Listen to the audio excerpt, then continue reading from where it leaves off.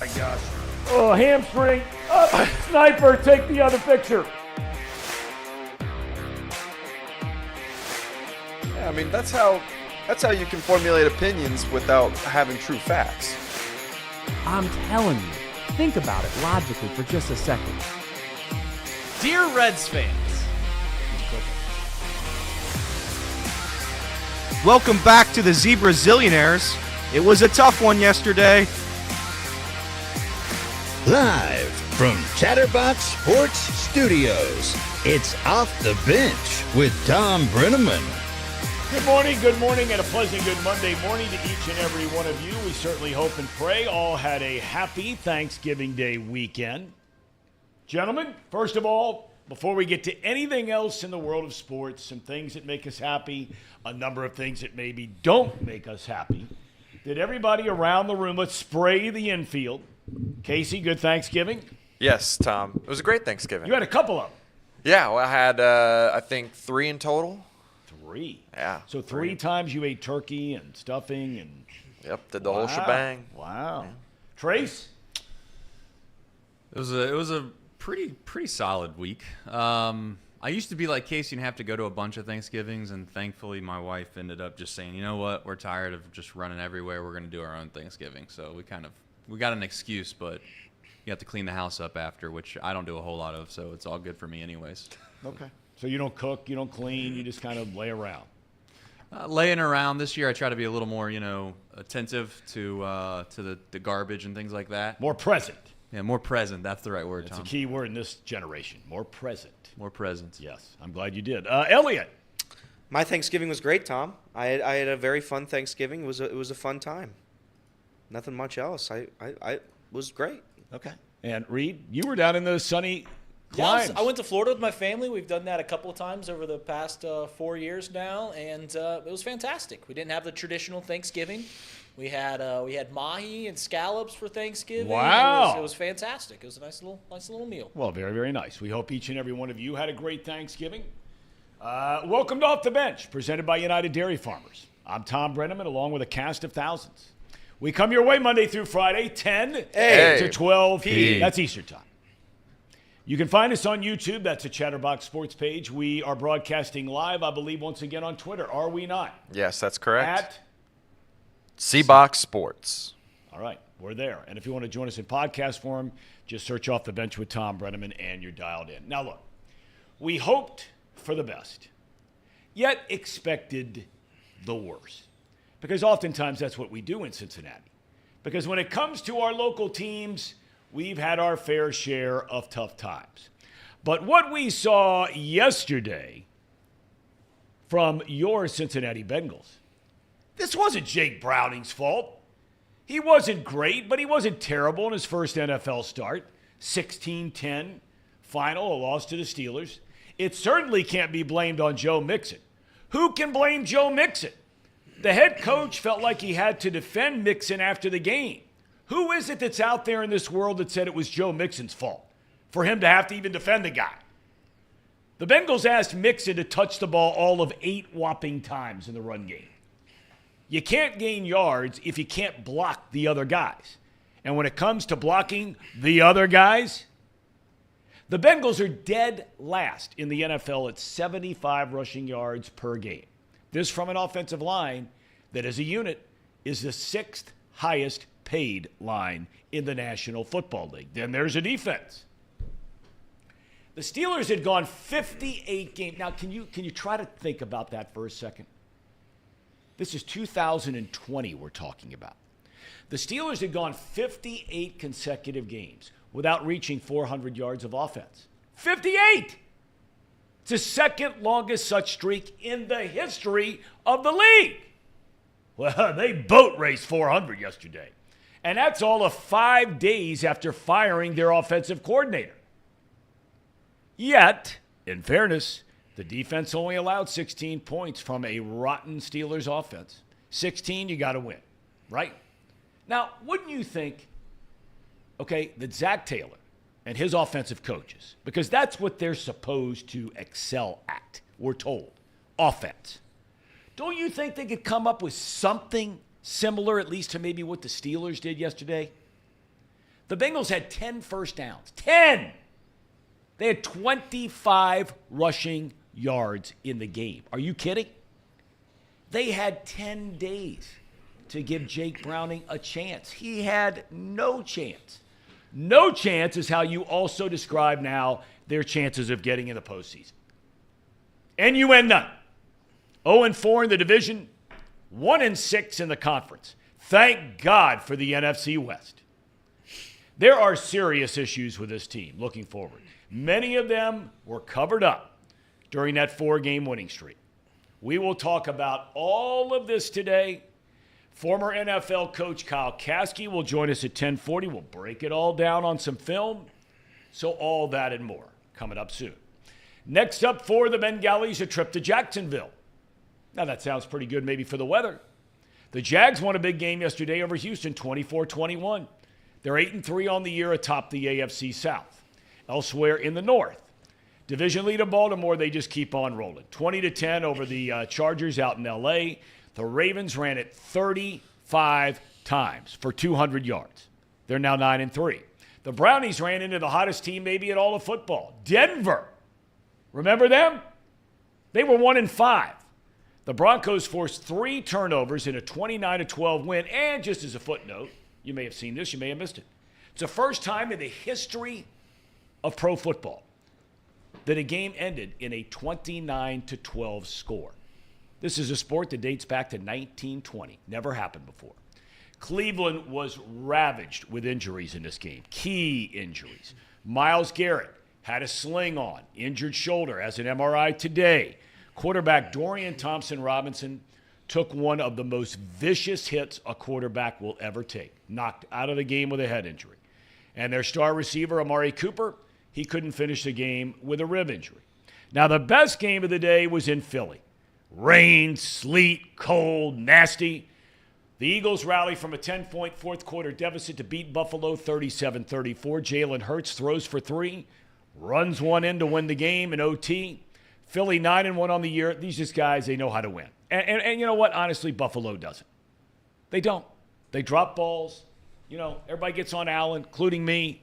I mean, yesterday, Diggs a huge drop. They have a drop in the end zone. They just can't win. They can't win. They're going nowhere either. Somebody would have told you the Bills and the Bengals wouldn't make the playoffs this year. What would the odds be on that, Zebra? Yeah, those would be tremendous odds. Throw in the Chargers too, and we'll just have a little party. I don't know. A lot of collapses in the AFC. Speaking of collapses, we go to college football. Collapse. Casey McAllister was thinking of me when he went to the grocery store yesterday. I'm hoping that you're telling me these aren't like gummies. No, they're not gummies. These are legal gummies. These are legal gummies, Okay. yeah. Okay. But the other gummies are also legal. It's legal. Yeah, they're legal Well, in not yet. December. Not yet. Is that December? Pretty Are sure. you kidding me? They have that up and running in like a few days? Think so? Well, then why didn't you wait and bring those in? Anyway, Ohio State sour gummies. Give it up to Michigan. I'm going to give it up, and you know it hurts me to say it. Here they are staring down the barrel at some major league sanctions from the NCAA, and they are coming. You can take it to the bank. But on the field, they show up. They get it done. They beat rival Ohio State for the 3rd straight year, 30-24. Now, Ryan Day taking all kinds of heat in Columbus right now. I mean, after all, his 2 predecessors, Jim Tressel and Urban Meyer, lost to Michigan 1 time over an 18-year run. So what's next for the Buckeyes? Now, in the coaches' poll, they slipped to number 6 yesterday, behind Oregon. And Oregon's best win this year is against Oregon State. Now, the eye test tells you they look great, but those are the facts. How is Ohio State behind Oregon? The Ducks will play unbeaten Washington, their only loss of the year, in the final ever Pac-12 title game. That's this Friday night.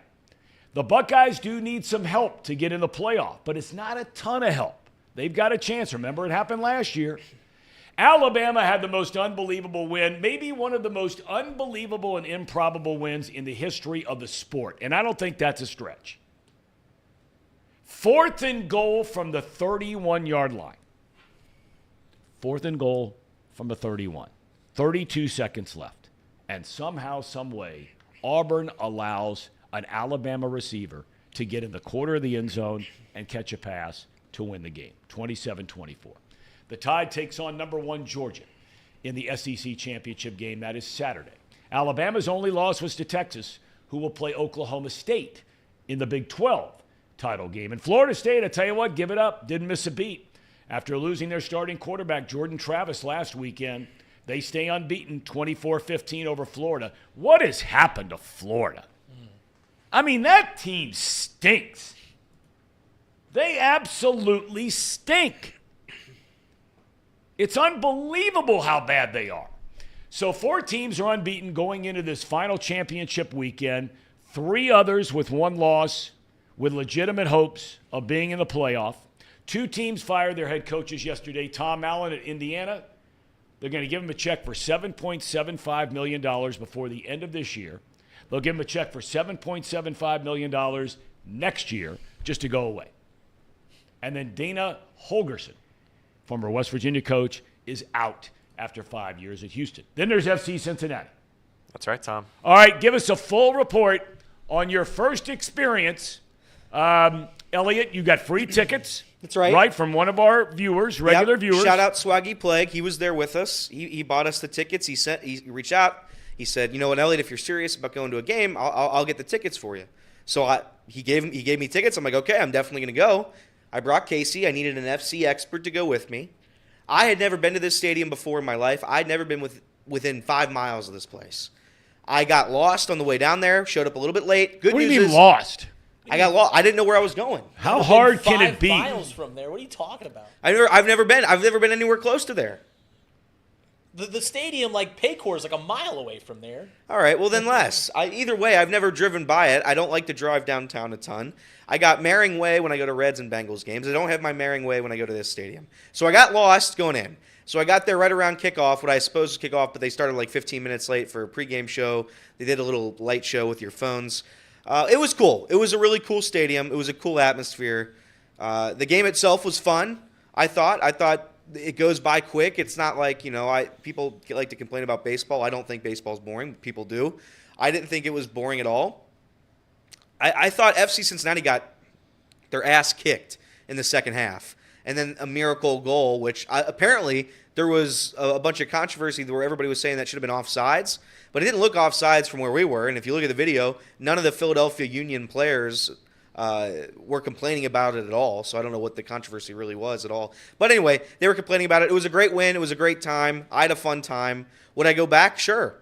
They were singing a lot of songs. You'd go back and pay to go back, or you'd go back freebie again? Oh, yeah. That's a big freebie, question here. A freebie, probably. Okay, all right. Maybe an early regular season game we can get a little cheaper ticket. But listen, yeah, I thought it was a fun time. 10 out of 10. I gave it a 10 out of 10. Did you sing?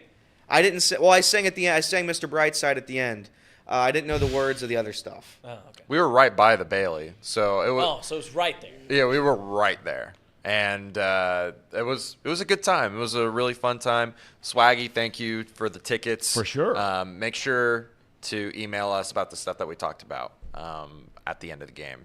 We'll get you some merch. So. Well, it was a big-time win, so now they're off to the Eastern Conference Final, and guess who they're playing? Casey. Columbus Crew. Columbus Crew. Hell is Real Part 3. That is a big-time game.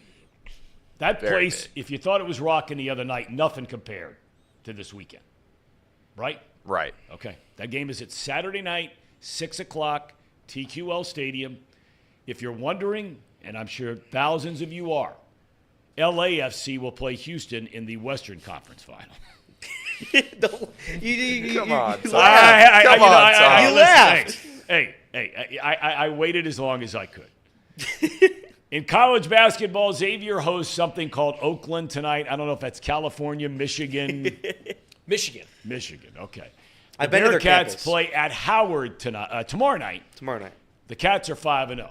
And apparently it's a matter of moments. The St. Louis Cardinals, they said, this is baseball now, that they were going to go out and be big spenders for pitchers, right? They already brought back Lance Lynn on a one-year deal.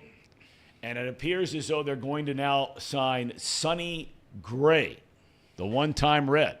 Did the Reds do anything this weekend? Have they done any big moves? I was kind of out Yes, of they town did. and didn't They check. sat on their I hands watched a and- lot of football. Yes, they did, Tom. What did they do? They re-signed Alex Blandino. You might know him as a utility infielder, or he also played in the outfield when we needed a body, and he came in to pitch a couple times. He threw a couple knuckleballs, Tom. Alex Blandino. They also re-signed Reaver San Martin. Again, he had a Tommy John. He just had Tommy John surgery this past offseason, so he will be gone for this whole year, this whole next year. Good sign. But I'm sure in a couple years he'll be Good great. Good signing. So a couple big names there. So San Martin, they'll pick up for the stretch run. Yeah, that's right. That's right. Listen, Tom, they already got P.J. Higgins. I don't know what else they need. P.J. Higgins was another big one. All right, boys, let's get right to it. I mean, look, it's what everybody's talking about. And look, before we get into your guys' thoughts, when I saw the headline on a website that Zach Taylor defends Joe Mixon, okay, I watched the entire game. Who out there was being critical of Joe Mixon? Because, look, you might not like Mixon at all. You might not like him as a player. You might not like him as a guy. You might not think he's, worth what they're paying him. You can think anything you want about the guy. But one thing you can never, ever, ever question about Joe Mixon, at least from the games that I watch, and I watch them all just like you do, you can never question this guy's effort. He gives you everything he's got every single play. He is one of the most passionate, competitive players that they have on this roster. Every single play. He's cheering for his teammates when he's on the sideline. He's the first guy to high-five guys on defense when they make a play. This guy cares. Now, you may not like him, and that's fine. But he cares. Could somebody tell me if was there anybody out there beating down Joe Mixon after the game that warranted the head coach having to defend him in a post-game press conference? Anybody? I didn't see anybody talking about Joe Mixon's play being the reason that the Bengals lost, and if they did, they should get a CAT scan because I don't know how that tracks whatsoever. But Joe's been fine. Casey, did you see anybody talking about Joe? I did not. I think I know where the conversation's going to go with this because I felt like that was kind of out of nowhere, out of thin air. Maybe he's just trying to divert some of the actual blame of what's been going on Twitter and social media by making up this crazy scenario that Joe Mixon's the problem. Yeah, it's not Joe Mixon, buddy. It's you. You, Zach. You are the problem. Are you claiming Zach Taylor's gaslighting the media and the Bengals I think fans? he is. I think he is. Am I off base, I Tom? gotta tell you, because I didn't know where all of this started. Now, somebody in the chat, Goodberry? Joe Goodberry. Joe Goodberry. They said that he's been critical. Okay, I mean, he knows the team. He knows, football. That's fine. I mean, 8 carries for 16 yards. You want to beat a guy down for that? That's fine. But I got to tell you, I mean, I'm just sitting there going, who is it out there that thinks that Joe Mixon lost this game for the Bengals? And to see that the coach is defending him. All right. Maybe that's part of our entire dialogue today. Your overall thoughts, and Reed, will begin with you. And by the way, before we go any further, I want to thank these 4 guys and thank some of you who showed up, but especially these 4 guys yesterday for busting their tail. I mean, here it is, Sunday, holiday weekend. You got friends and family you want to spend time with. We went down before the game yesterday, the Bengals game right there, thanks to our friends at Betfred Sports, our partner Betfred Sports. And we had the stage set up, big screen set up. It was raining. It was chilly. And these guys were there early in the morning getting everything set up and breaking it down. So, gentlemen, awesome job. Thank you, Tom. Thank you, Tom. Thank you, That Tom. was All right, fun. now thoughts on the game. Let's go. Thoughts on the game? Listen, Tom, in that pregame show and really last week, we talked about, can the Bengals win a muddy game? Can they scheme up a muddy game? I didn't see dirt. I didn't see anything out there even semblancing a muddy game. They dropped Jake Browning back in his debut as a starter damn near 30 times and only hand the ball off to their Pro Bowl running back 8 times. I don't know how that is a recipe for success ever, let alone for a guy that's been wandering around the NFL for 5 years and he's finally getting his first start. And look, I had, after Jake Browning's performance on Thursday Night Football, I had a little bit more hope for him. I thought that there was some athleticism there, and maybe he could run a little bit. He didn't even run the ball. I think he had 3 runs for 9 yards. So I don't understand how going into that game, a National Football League head coach, a National Football League offensive coordinator, guys that have had a lot of success in this league over the past few years, decided that the proper game plan was to drop back a guy who has, once again, making his National Football League starting debut, drop him back 30 times and don't commit to the run at all. It was, Tom, it was honestly like Zach Taylor was sticking his middle finger to the fans. Because all season long, with Joe Burrow back there, fans, media members have said this team has to find its running identity. What is this team's running identity?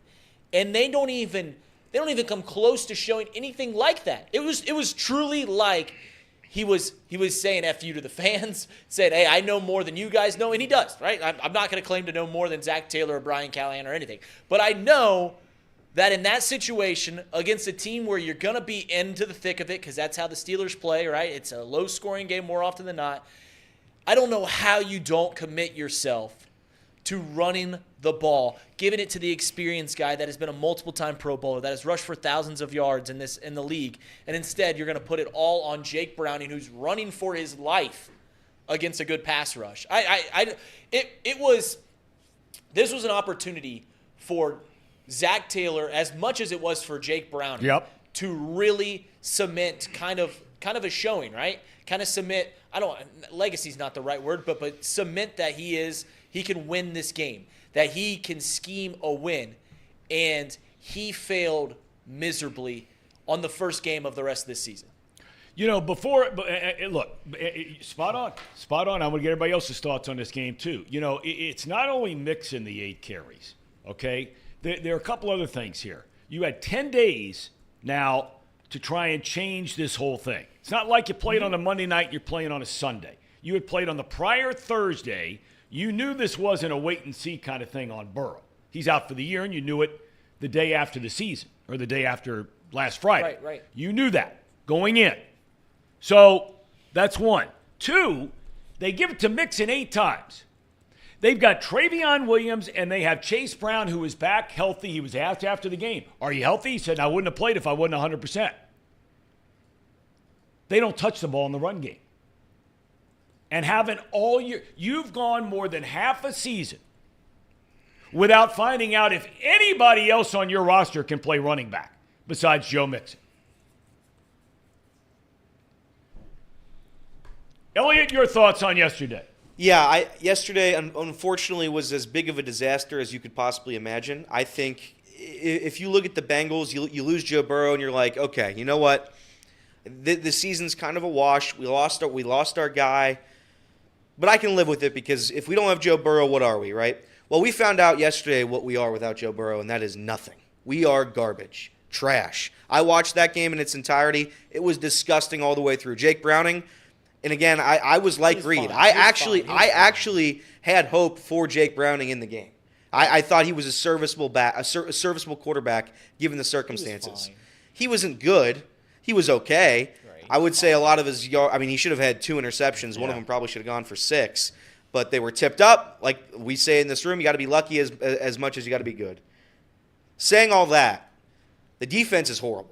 I mean, the defense was carved up for 150 yards on the ground. They made Kenny Pickett look like Brett Favre. It's a disaster what's happening here. And I blame it all on Zach Taylor. I blame it all on the coaching staff because there's just no way in hell that you can again. And I say the defense played like trash. They only allowed 16 points. To be fair, if you can't score 17 in an NFL football game with Jake Browning and Joe Mixon, Jamar Chase, we got issues, and we have issues. I said on this show a couple weeks ago, Zach Taylor, should he be on the hot seat if the Bengals miss the postseason?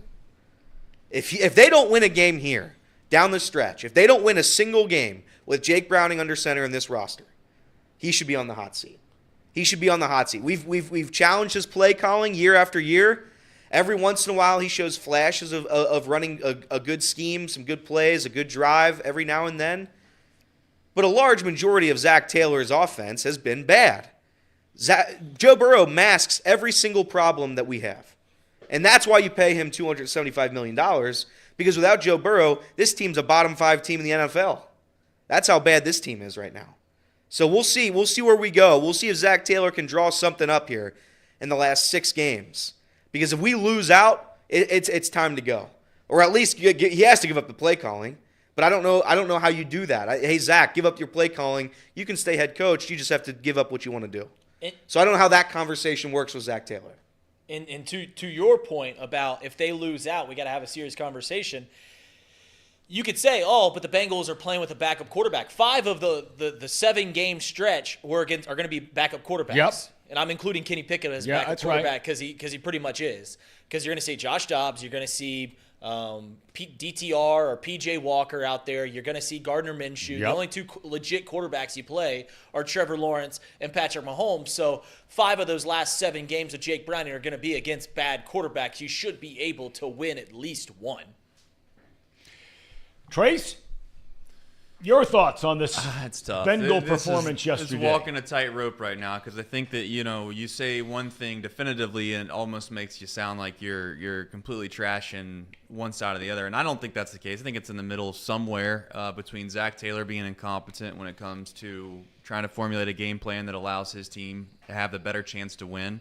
It is coincidental at times when you got a guy like Matt Canada on the other side that we've not talked about. He gets fired. And then it just so happens to magically the first game back, the Steelers, go for over 400 yards for the first time in 60 games. So this whole notion sometimes that, the coaches always know more than the fans. And, for the vast majority of the time, yes, that's true. I'm not here to suggest that the coaches don't know anything. But I do think coaches get stuck in their ways sometimes. I think coaches want to bite down like we do in here. We'll have a take. You've been defending Irv Smith Jr. or whatever the hell that guy's name is because he's never on the broadcast for weeks. No, listen. No, you went on like a talk about 25-minute rant. We do the same thing in here. We bite down on a take. We want to be right about it. When inevitably at some point you're probably off base, you need to adapt. And at some point you'd like to think that maybe Zach Taylor and the offensive system as a whole will realize, okay, maybe what we're doing here isn't giving us the best chance to win. There's some truth in that. There's some truth in the fact that Jake Browning obviously is not Joe Burrow. And there's also some truth, and again, this is the scariest of them all, that the Bengals roster is just not as good as many have claimed it to be. And Joe Burrow, maybe you could say he's the reason as to why it's masked a lot of that. I think some of the fact is that you lost 2 good safeties. You add in the fact that a lot of these guys get older, and the NFL's tough. You guys are really good one year, and then the next year they're not as good as they were. This isn't like the NBA superstars where they play for 12 years and they're good every single year, or even Major League Baseball at times where you get 4 or 5 great seasons. The NFL's different. It's not for long, and all of those things combined add up to where the Bengals are at. And the scariest part is that I know it sounds like you're being a troll when you say this, but it's truth. If you look at the NFL as a whole and you take away some of these quarterbacks from some of these teams that we all want to make fun of, and I'll use the Browns again as the example, you put Jake Browning on the Browns, guys, and they're going to probably make the playoffs, and they can make some noise in the playoffs. Right. Because they have an elite roster. They're missing a big key ingredient piece. You put Joe Burrow on the Browns, and you could arguably say they are the odds-on favorite to win the Super Bowl. Yep. That's my main point in all of this, is that ultimately it's a combination of a lot of things, but Zach Taylor, he might get exposed, and I don't know if that's a good thing or a bad thing, because at some point continuity matters, like Reed said too. So I don't know. It's a tough spot to be.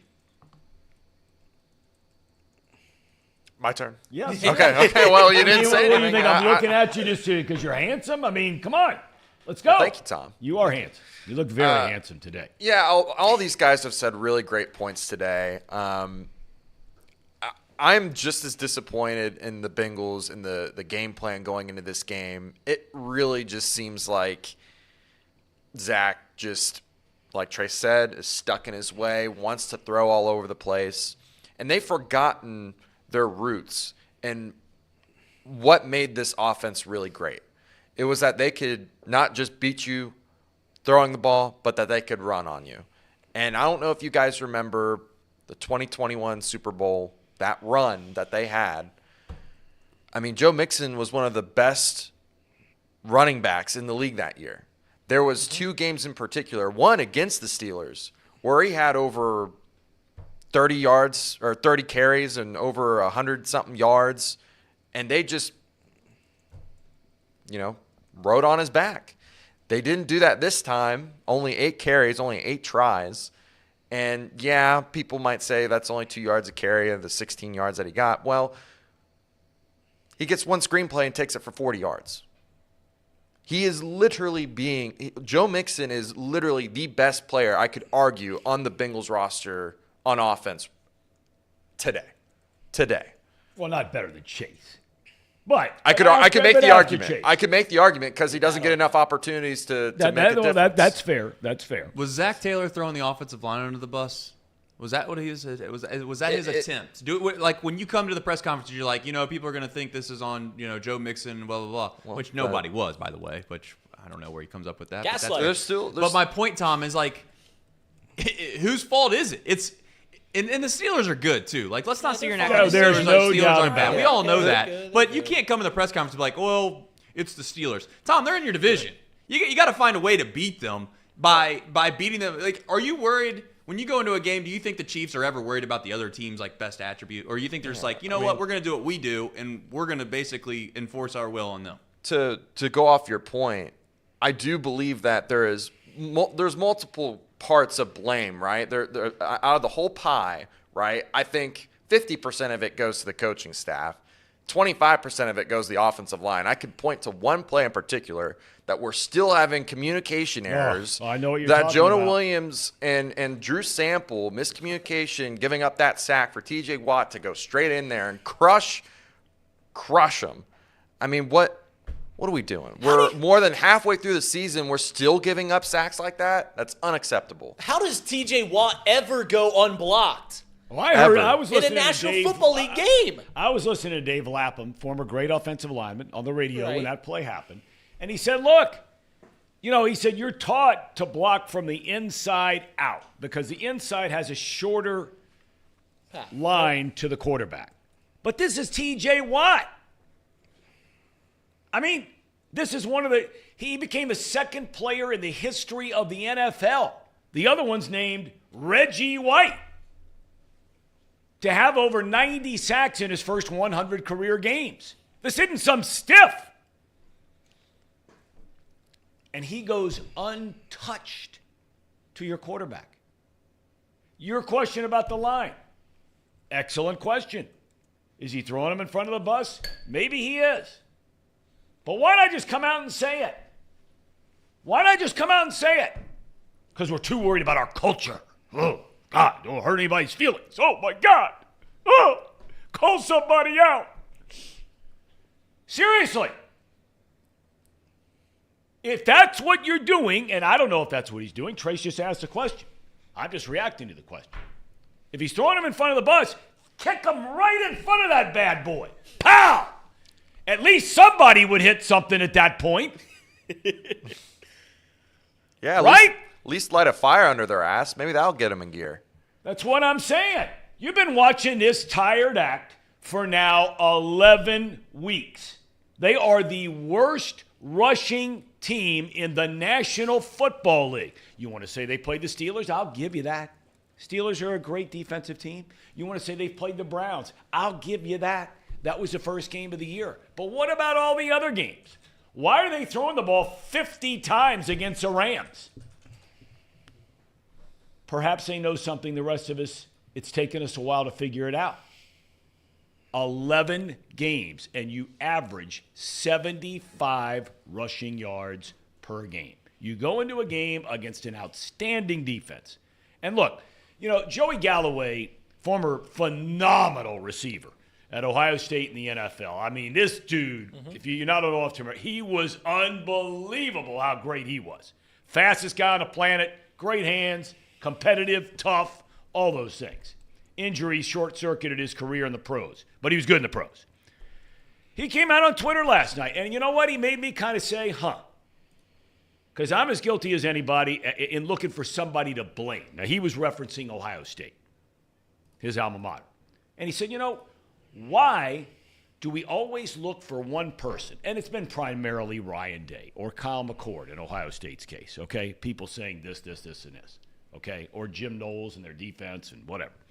He said, why can't you just say 2 of the top 5 teams in the country played, and on that particular day, this team was better than that team? That is more than a fair question or fair point. But when it comes to this Bengal thing, I can't buy into that. Because we talked about it yesterday when we were down on the banks. We wondered. It was the most talked about topic we had up there.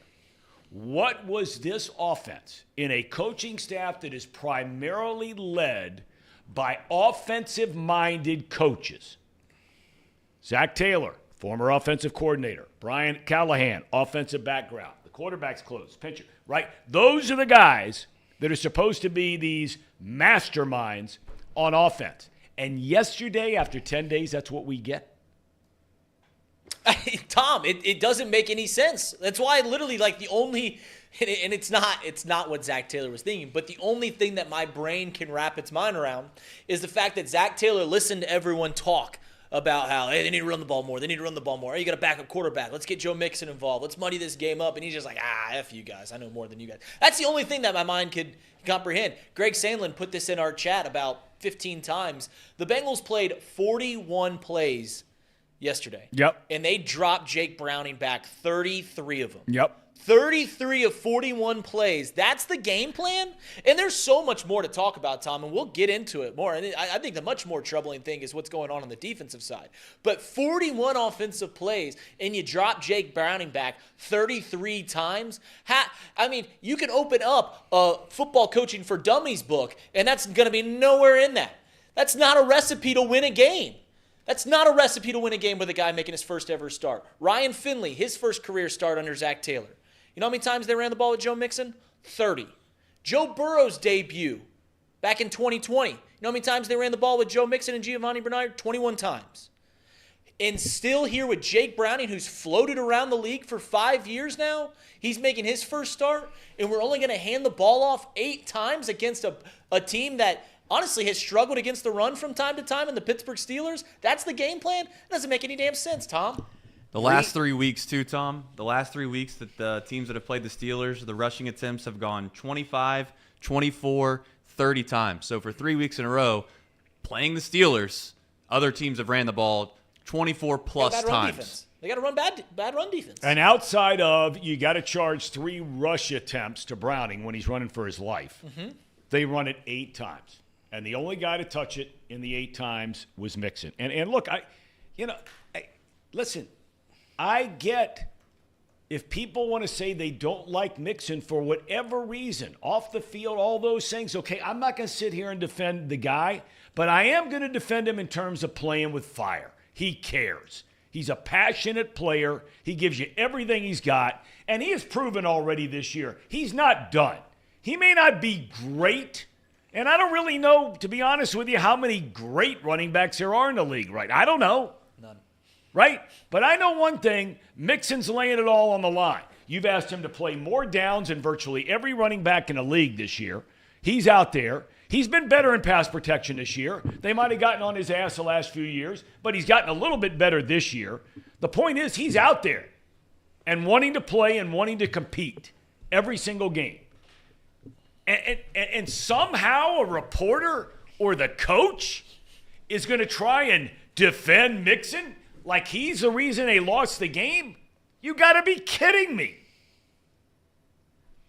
All right, let's get to the film side of things and welcome in our good buddy, our good buddy Kyle Casy, coach in the NFL for many, many years, major college football as well, and we're proud to have him right here on Chatterbox Sports with Chatterbox Clicker that comes your way each and every week, and you ought to check it out because it's great stuff. Kyle, good morning. I hope you had a great Thanksgiving. Let's start with a positive. I hope you had a good Thanksgiving. I did. I got to go travel around Texas and see my family. Went really fast, but it was a good time, man. I got to see some people I haven't seen in a while, and I saw my nephew that I haven't seen in probably 20 years, and he was about 50 pounds lighter. So it was, hey, there's a positive right there. There you go. All right. Well, welcome back home. Overall thoughts. Let's just start there before we get into some of the things you saw on film, and you'll have more of it tomorrow night.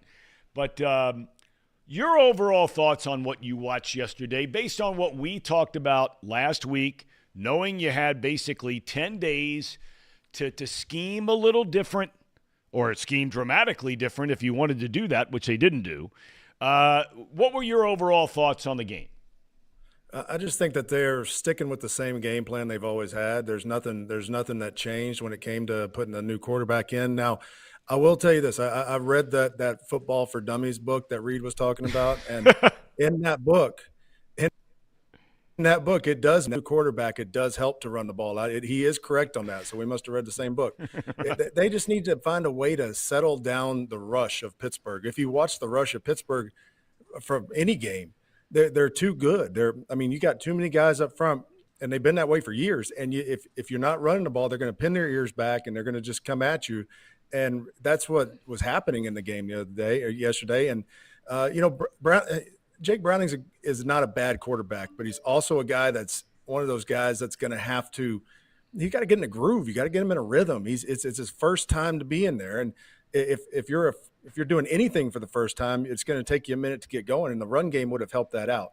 And again, they could have, they were trying to dink and dunk it to Chase, but Chase was being taken away. They were saying, listen, we're going to stop the run. We're not going to let you throw to Chase. You got to beat us somewhere else. And there were some chances to do that, just didn't get done. And defensively, when you give up that many yards to a team that hasn't done that many yards since the beginning of 2000, that's a long time ago.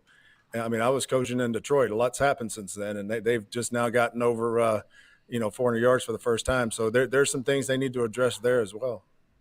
I'm just curious before we get to some of the film. Some people have said, and I think it's a legitimate question, Coach, of, look, if you haven't been able to run it all year long, which they're the worst rushing team in the NFL. They average 75 rushing yards per game over an 11-game stretch.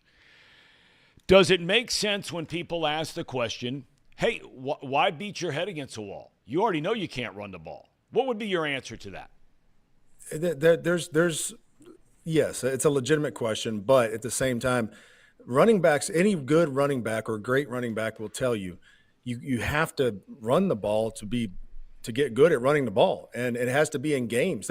They ran the ball 8 times with Mixon. I promise you, their inside run drill, if they have it, I'm assuming they do, probably had 8 reps of runs and inside run drill this week. So they had as many reps in one drill than they probably had in the entire game, and you got to think of the rhythm the linemen need. I know you've mentioned talking to Lapham about some different things. Anthony Munoz.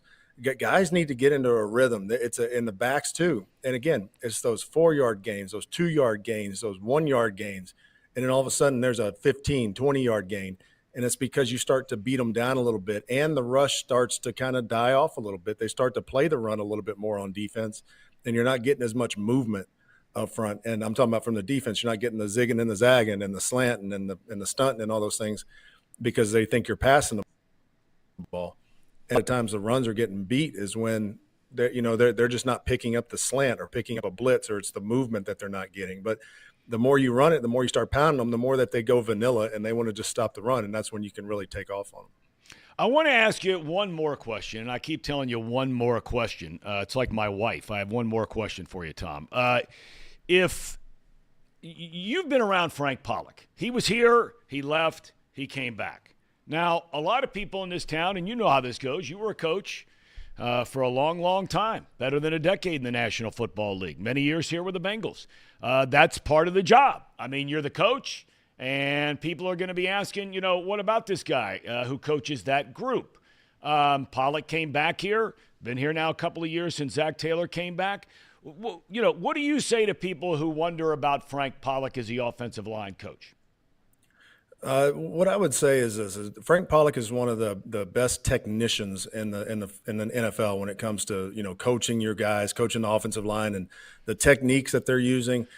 He is one of the best at that. He is a tough, hard-nosed guy. If you've ever talked to Frank Pollock's a no-nonsense guy. If he ever busts a joke with you, then it's one of those days you just better watch out for yourself because something ain't right.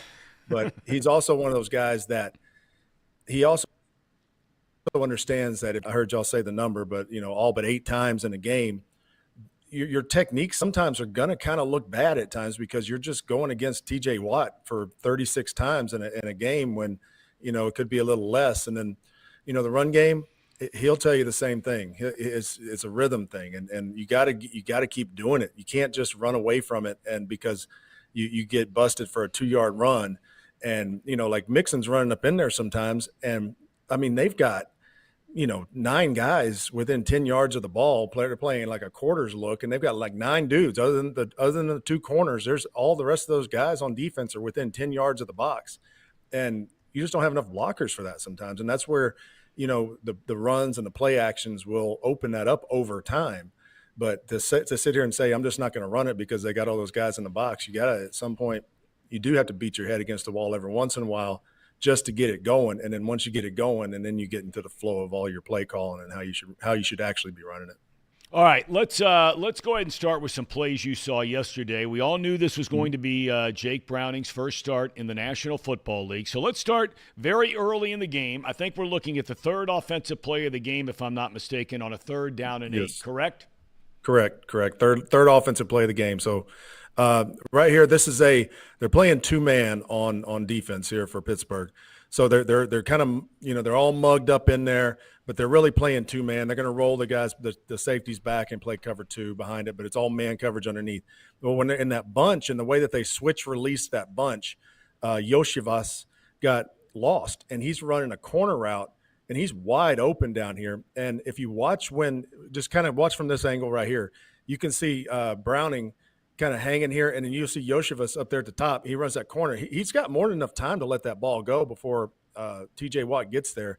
And I think that's one of those things when you watch Burrow would have gotten that ball out, and I'm not sure he would have seen that because I think it was a busted coverage with the way they released and those guys lost their man. But again, that's one of those things I think Burrow sees. That's an alert. That corner is what people call an alert. So if it pops open, you chunk it. I mean, you take a shot. And their safety bit up on Chase because that's what they do. I mean, you're taking Chase away. You're not going to – you would rather Yoshivas beat you than Chase beat you. So that's what they were doing. All right, let's go to another play. The lone touchdown the Bengals scored for the day. What happened on this, and what were you looking at on the touchdown pass to Sample? So this is actually – it's a good design here. So when we're calling things, this is a good design. It's off a counter. So if you look, they're going to pull the guard, and they're going to jab step Mixon over – and have them come over to the right. Drew Sample hits basically the outside rusher, and he's just there to stop that outside rusher right there. And then he's going to end up – he hits him, and then 84 is going to run the corner. He actually had the corner as well. If you can rewind that, Casey, I think if you can get that back to the – right here. When he hits Highsmith and Highsmith keeps going, now he's hot. The quarterback is hot. So he threw it right there, and again – I think it was a well-designed pass here because if you look, everybody kind of bites to the run, which is that doesn't happen very often, with the Bengals and their play actions, but that play action seemed to work. And again, that is a simple pass for a new quarterback. That's something that there's not a whole lot of thinking about it. You make your fake, you look over there and you got 1 or 2 options. It's a high-low read, and he read it out pretty well. And then obviously good play by the tight ends, and running over his own guy to get in, but yeah, you got to do what you got to do. Their thing, so. It's exactly got to do what you got to do. But we didn't see enough of those kind of plays yesterday where it was just easy. No. It was just easy. It was a rollout. It was move protection. It was that kind of play action, fake, misdirection, come back the other, all that kind of thing. All right, now on defense. Okay, at the end of the day, look. You don't win the game in the stat column with yards and all this kind of thing. At the end of the day, who scores more than the other team? So the defense may have given up all this stuff, but they give up 16 points. But the one guy that killed them yesterday, and it's not like this should come as any surprise because last year Freiermuth killed this team. in 2 games. He had monster games against the Bengals. So let's go to the very first play of this game with the Bengals on defense. Yeah, and this actually is the first play of the game. And so the Bengals, they're going to run like it's a trap pass. So they're going to do the same kind of deal up front. They're going to pull a guard, have the back go to the right, and they're going to run all go. So they're going to have 4 verticals. So all 4 of their skill guys are running down the field. Well, they're playing Tampa 2 on defense. And you see how Logan Wilson's dropping deeper right there in the middle? But he turned his hips and his eyes to his right, to the offense's left. All right, and what he's doing that for, if you watch 55 right there, see how he turns and he's got his hips turned to the left of the offense. Well, that's because the speed of Pittsburgh is on that side. When you're playing Tampa 2, the dropper right there does that. So the quarterback's watching the hips of Logan Wilson. If he would have turned his hips the other way for some reason, he would have thrown it back to number 11 over there and on the other seam. But again, they came back and they used the tight end, something that Pittsburgh hasn't been using, in the past however long. But apparently with the change in play calling, they decided to reassess the situation with that. And again, that was the first play of the game, 24 yards. Yeah, I mean, and that is the part that people around here are just talking about. I mean, the Steeler team had gone 58 games in a row where they never reached 400 yards of offense. They fired their offensive coordinator at the beginning of the week.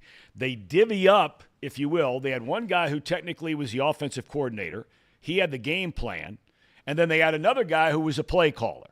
And you kept hearing over and over. And I wasn't in on the meetings. I just heard that Charles Davis and Ian Eagle talking about it on the broadcast about how they said, look, it's more about just now communication. We got to do a better job, whatever that means. You could say it about anything. But clearly, the Steelers had a different look yesterday. I don't know if it's because they were better on offense and doing things different, or the Bengals are just not having a good defensive year. One name for the Bengals defense that we called for the first time yesterday, Myles Murphy, his first NFL sack. And this guy, I'm just telling you, the only reason I wanted to show this is that I want to leave on a positive because okay, good. There's so much negativity right now, but this kid was the first round pick, and everybody's like, man, when's this guy going to show up? He's at the top. He's the D end at the top. He's going to go against the left tackle, and really, it's not that he's doing much. It's simple. He just rushes around him. But if you watch the get off and the explosiveness in which he comes off the ball. That's something they've been waiting on, something that the Bengals, I'm sure the staff and he said one-arm bull. And, I mean, there's a lot of things that guy did on that play technically that is as good as anything because when he comes off, he puts out one arm out and then he dips and rips and he comes underneath. And, I mean, I get it. Pittsburgh's left tackle, I don't even know who he is, but, I mean, he's probably not one of the better ones in the league. But, again, that's something I think if that can start showing up more, it gives a chance to let Hubbard, Hendrickson, and those guys when they can all come back healthy. It gives them a chance to have somebody come in and not lose a step right there. If he can continue to do that, and you can start putting that guy in other places. Because if you watch T.J. Watt doesn't line up in the same place every time. And that's where you can do things with guys like that is start moving them around, leave your bookends on the end and let that guy move around and start doing some things inside and in different spots. Kyle, we can't wait. Now, what time is the show going to be tomorrow night? Because you changed it once your high school season ended. So what time is the show going to be tomorrow night?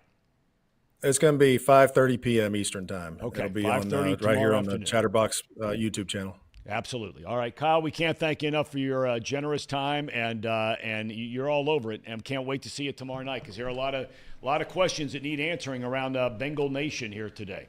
So thanks for your time. All right, guys. Y'all have a good one. All right, you too. Kyle Casy, kind enough to join us, and that's good stuff. I like how he tries to end on a positive because that's what we're all about around here, really, at the end of the day. We are very positive people. I'm the most positive person You I guys know. are trying to kind of weigh me down.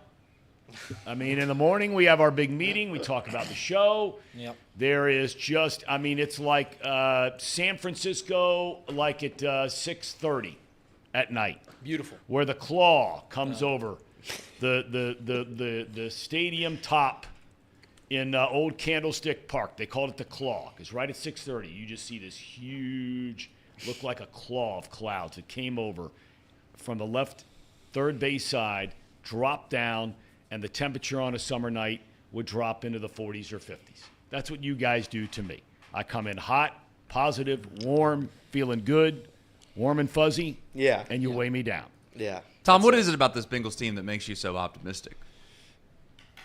Optimistic? Positive. Optimistic. I can Google some more synonyms if you like. I was saying, I thought, and even yesterday in our show, I was thinking, and Reed said it earlier today, I said to myself, okay, nobody has probably been harder on Zach Taylor than I have. But as I said to you guys earlier, look, I never believe in the quote-unquote, beating the dead horse. They're done. D-U-N. So what's the point in beating them down? Where you got to really drive a horse to finish is when you're right there running neck and neck, and you're among the elite. And now what are you going to do to truly be the elite? I mean, you look at even this cat who's only in his second year in Philly. What this guy's, he is driving a stallion. And he's pushing, down 10 in the fourth. Here we go. We're still running the ball. We're doing this. Our defense is this and is this. Andy Reid, Belichick through the years, Nick Saban, Urban Meyer, leaders of men. Drive. I thought we would see something different. I saw nothing different. I saw the same old tired act. The same old tired act that produced 20 points per game when Joe Burrow was a quarterback. Dan Dockich, the big radio guy, and ESPN basketball and everything, he'll forever be known in Indiana lore as the guy who held down Michael Jordan in an NCAA tournament game. Joe Burrow's offense scored 20 points a game this year. The old question, what's holding you back? Tom, we can keep talking about this offense all we want. I don't know if it's going to get any better with Jake Browning, especially if they're not going to commit to the run, and we could beat those points to a pulp. If we want to talk about something new, I have serious doubts about what this defense is, and I think that's more than fair. Over the last 3 weeks, they've given up 500-plus yards, 450 yards to the Ravens, and 400-plus yards to the Pittsburgh Steelers. Almost 1,400 yards of offense over 3 games. The Pittsburgh Steelers haven't had 400 yards in 4 seasons, and Kenny Pickett had the second-best passing yards game of his career. So when I look at this defense, why doesn't it work? I have a hard time, truly have a hard time believing that Jesse Bates and Von Bell are the only reasons it doesn't work. Those are the 2 pieces that were gone from last year that didn't return. And Dax Hill has been more than serviceable, has been pretty good as a safety, replacing one of those. So I have a really tough time believing that it's just Jesse Bates and Von Bell. You look at this defense, something's wrong, and people are going to say, but they only scored 16 points, but yeah, you can't give up 400 yards to the Pittsburgh Steelers. You can't let Kenny Pickett throw for 270. I look at this defense, and something needs fixed. I don't know what needs to be fixed. There's not a loose bowl that just pops out. It's like you're sitting in your house and water's coming through and you don't know where it's coming from. Because the linebackers have had success for the Cincinnati Bengals. Logan Wilson and Jermaine Pratt have been good linebackers. Trey Hendrickson's top 5 in the league in sacks. Sam Hubbard's having his best year as a pass rusher. DJ Reader's been pretty good. BJ Hill has had moments. The cornerbacks have been okay. Cam Taylor-Britt's kind of blossoming into a star. Awuzie's been all right. And yeah, the safety production hasn't been perfect. Nick Scott's been terrible. Yep. But I look at this defense, and I don't see any glaring holes. But still, they're giving up 450 yards a game. Yep. It is a bottom of the league defense, and they don't have an excuse. You keep bringing up 20 points a game on the offense, at least they have an excuse to where the first 4 games of the year, Joe Burrow wasn't healthy, and now they're going to play with a backup quarterback. They have at least an excuse. The defense, and they've had some injuries, but they don't have the excuses that the offense had. I look at this defense, I don't know what the problem is, and I don't know how you solve it. That's the most troubling thing when I look at the Cincinnati Bengals at this very moment. All right, let's hold it right there. Let's get to our locals at 11. We have to honor a bet that was made here coming up in a matter of minutes, and that's with Drew Garrison. That's right. I don't want to do it. I want nothing to do with this next segment.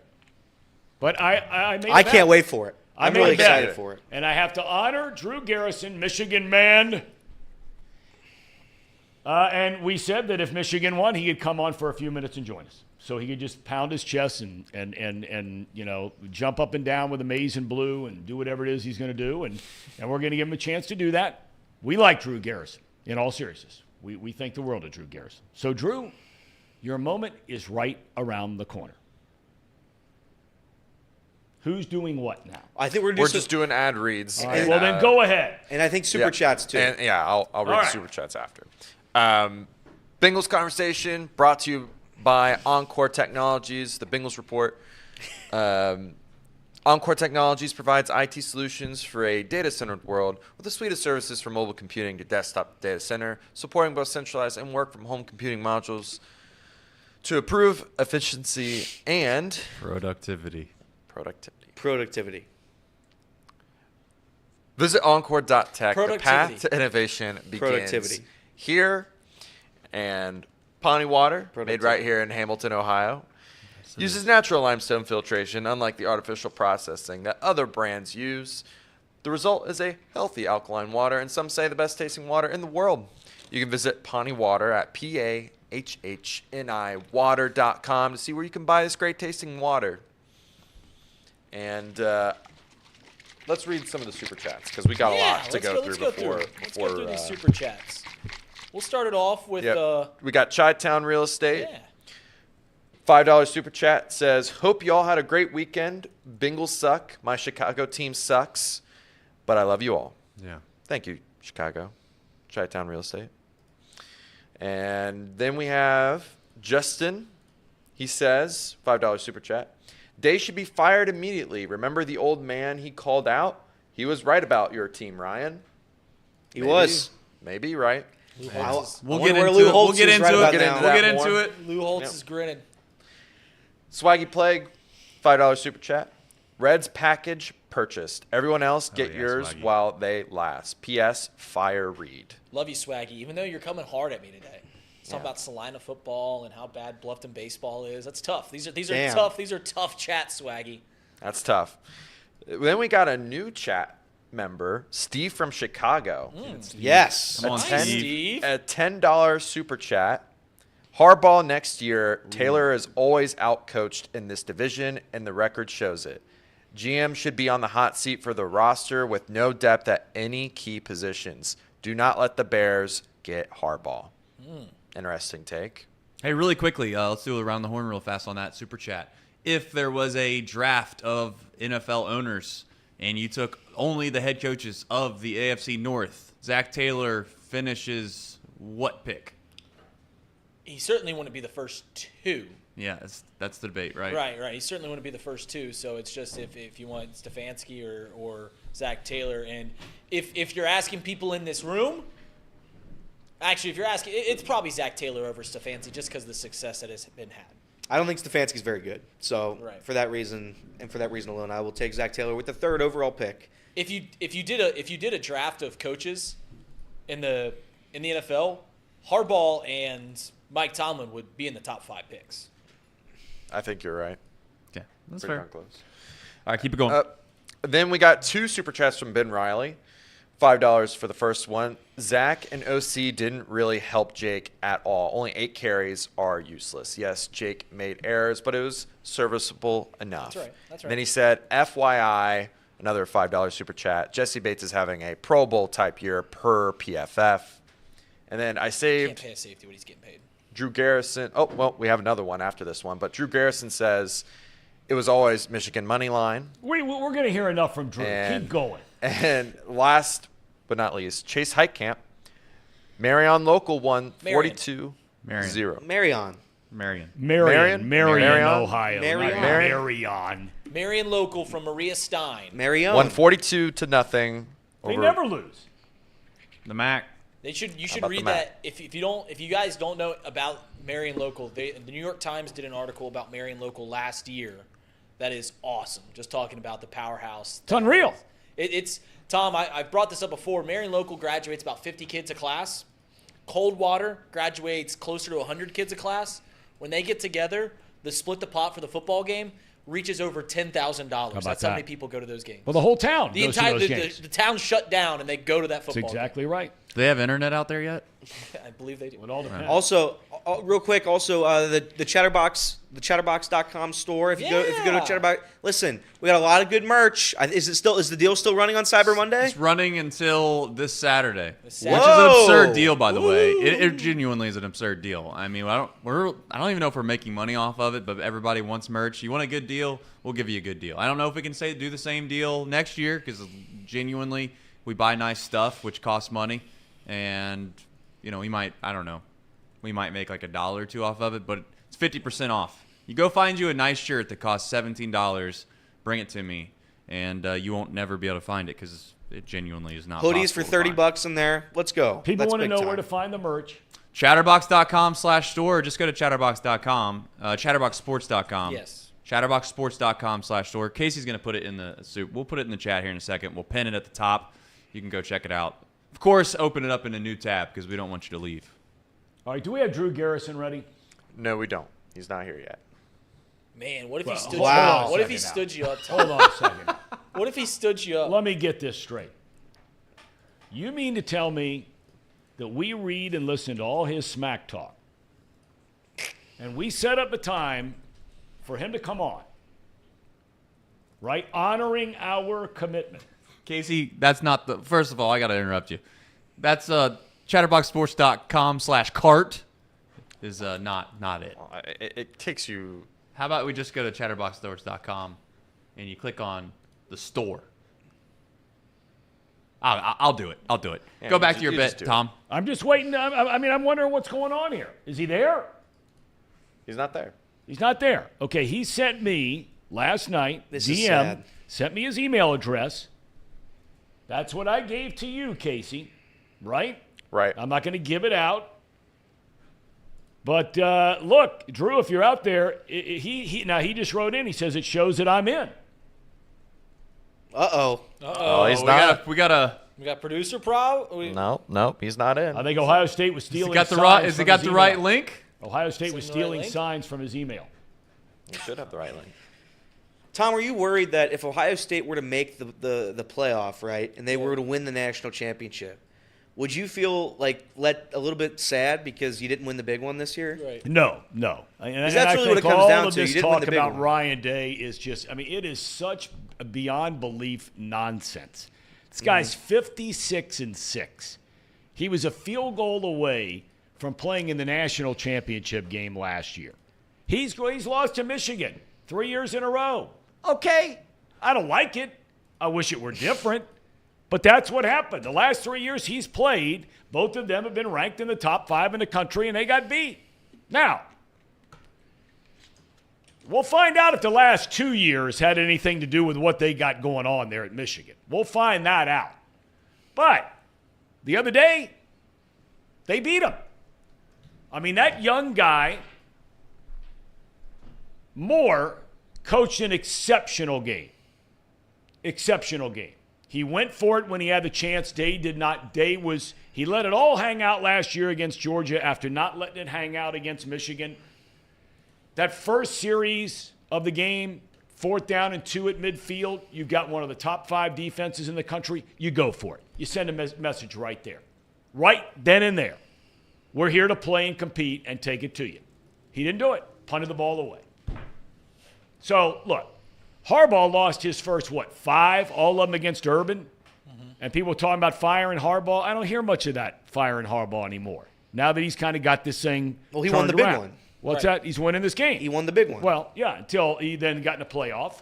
And he hasn't done as well as Day has done in the playoff. Day at least got to a championship game. So, this stuff is ridiculous. They're top 3-4 recruiting again this year. In fact, I just saw a thing the other day where as far as average player ranking for this upcoming recruiting class, Ohio State has the highest per average player rating of all the schools in the country. So, give me a break. You know who else was good at recruiting? Travis Steele of Xavier. Didn't equate to much. Travis Steele and Ryan Day are very similar coaches. Very similar. Yeah, they got a lot. Very similar But coaches. before, it sounds like Drew's getting in here, but before we do this, I mean, it's been so long since Ohio State has beat Michigan. I did some history check. I had to go way back. The #1 movie in the box office the last time Did they beat them 3 in a row? that was back in 2019, really long time ago, was Frozen 2. That's how long ago it was, Tom. Wait a minute. The last what? The last time what happened? Ohio State beat Michigan. You're right.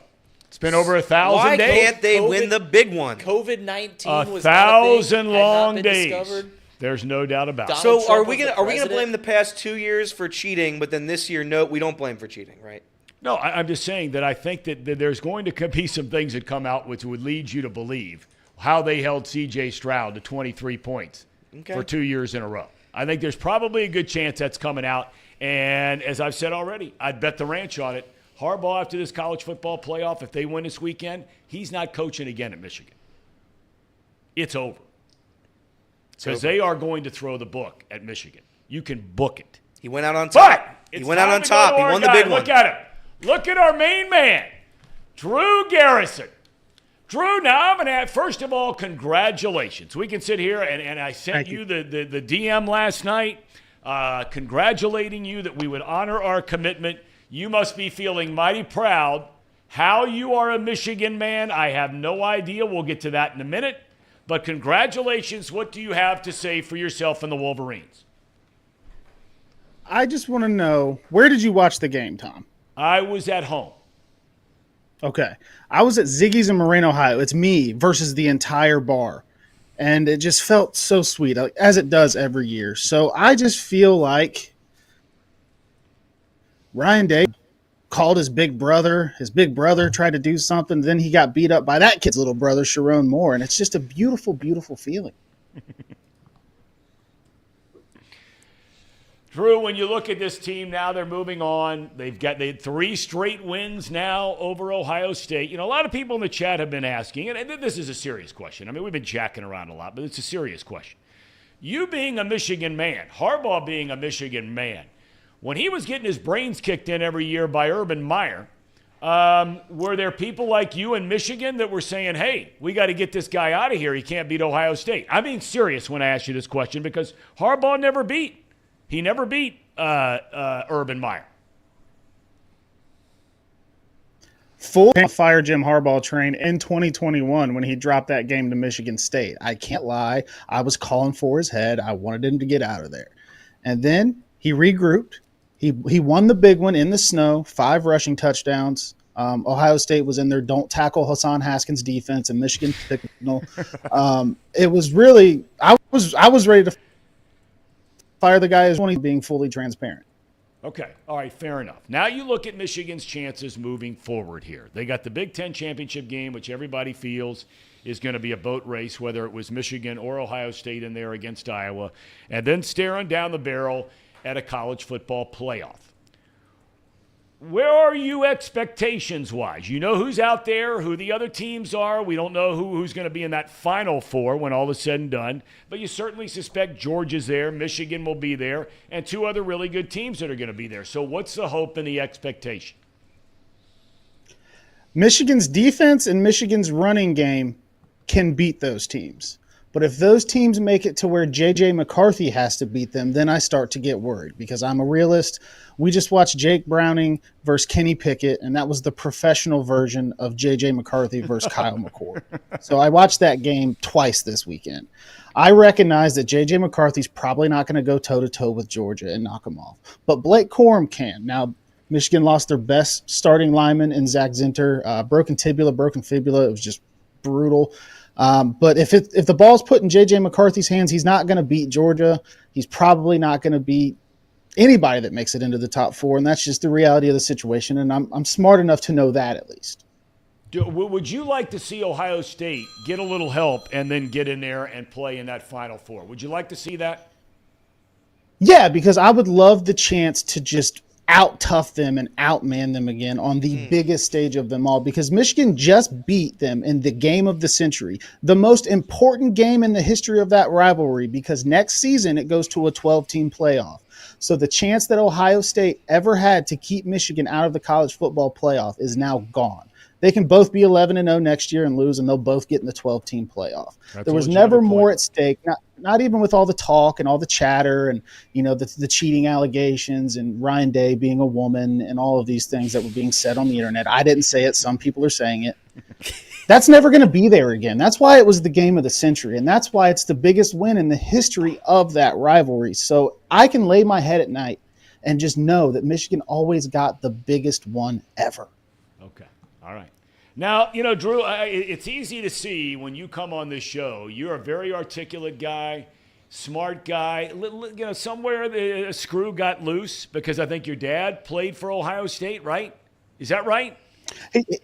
He did. So I kind of told the story on Twitter over the weekend, but he played for Woody Hayes at Ohio State. If you look up So the what the 78 hell Gator happened Bowl- to you? So Michigan-Ohio State game, I'm about 5 years old. I do something incorrect. I was probably wrong. My dad spanked me. He busted my ass. Yes. Sorry, good show. Yep, been there. And two things happened from that. I now suffer from a disorder called respect for others, and I became a Michigan fan. I told him at that moment I was a Michigan fan, and I stuck with it. I fell in love with the team. I fell in love with the program. There's pictures of me as a small child with a Michigan hat on that I posted out this weekend just to kind of prove that I'm not faking this. And now we have a bet every year. Loser does a lap around the bar in the other guy's jersey. I've done several laps in scarlet and gray, and he's done the last 3 in maize and blue. So it's turned into a very, very big day for me and my dad. It's our biggest day of the year. We love each other to death. We have a great relationship. Some people tell me I'm a Michigan fan because of daddy issues. That's not true. Very supportive, great father. So it's just kind of something that's brewed since I was a kid, and now it's a holiday for our family. Do you do any kind of show on the internet or on social media, everything? Because Drew, you're on your game. I just said you got a screw loose, but you're on your game. Is there anywhere where people can follow you? Because this has been a very enjoyable interview. I was not looking forward to this at all, but I have to say I'm been being quite nice to you, enjoyable. Tom. I know you are. I'm being you. You're one of the voices of my Yeah. childhood watching. I'm given the due respect, and I am on Twitter at Drew Garrison. That's where I spend a lot of my time and say a lot of stuff. I tweet far too much, as some would say, because I work from home, and that's just kind of what I do. And I know you said that they're going to throw the book at Michigan, and I just want to put this message out there to Buckeye Nation and everybody in the chat. And Mr. Mo, it was not an intentional block. I love you. That was an accident.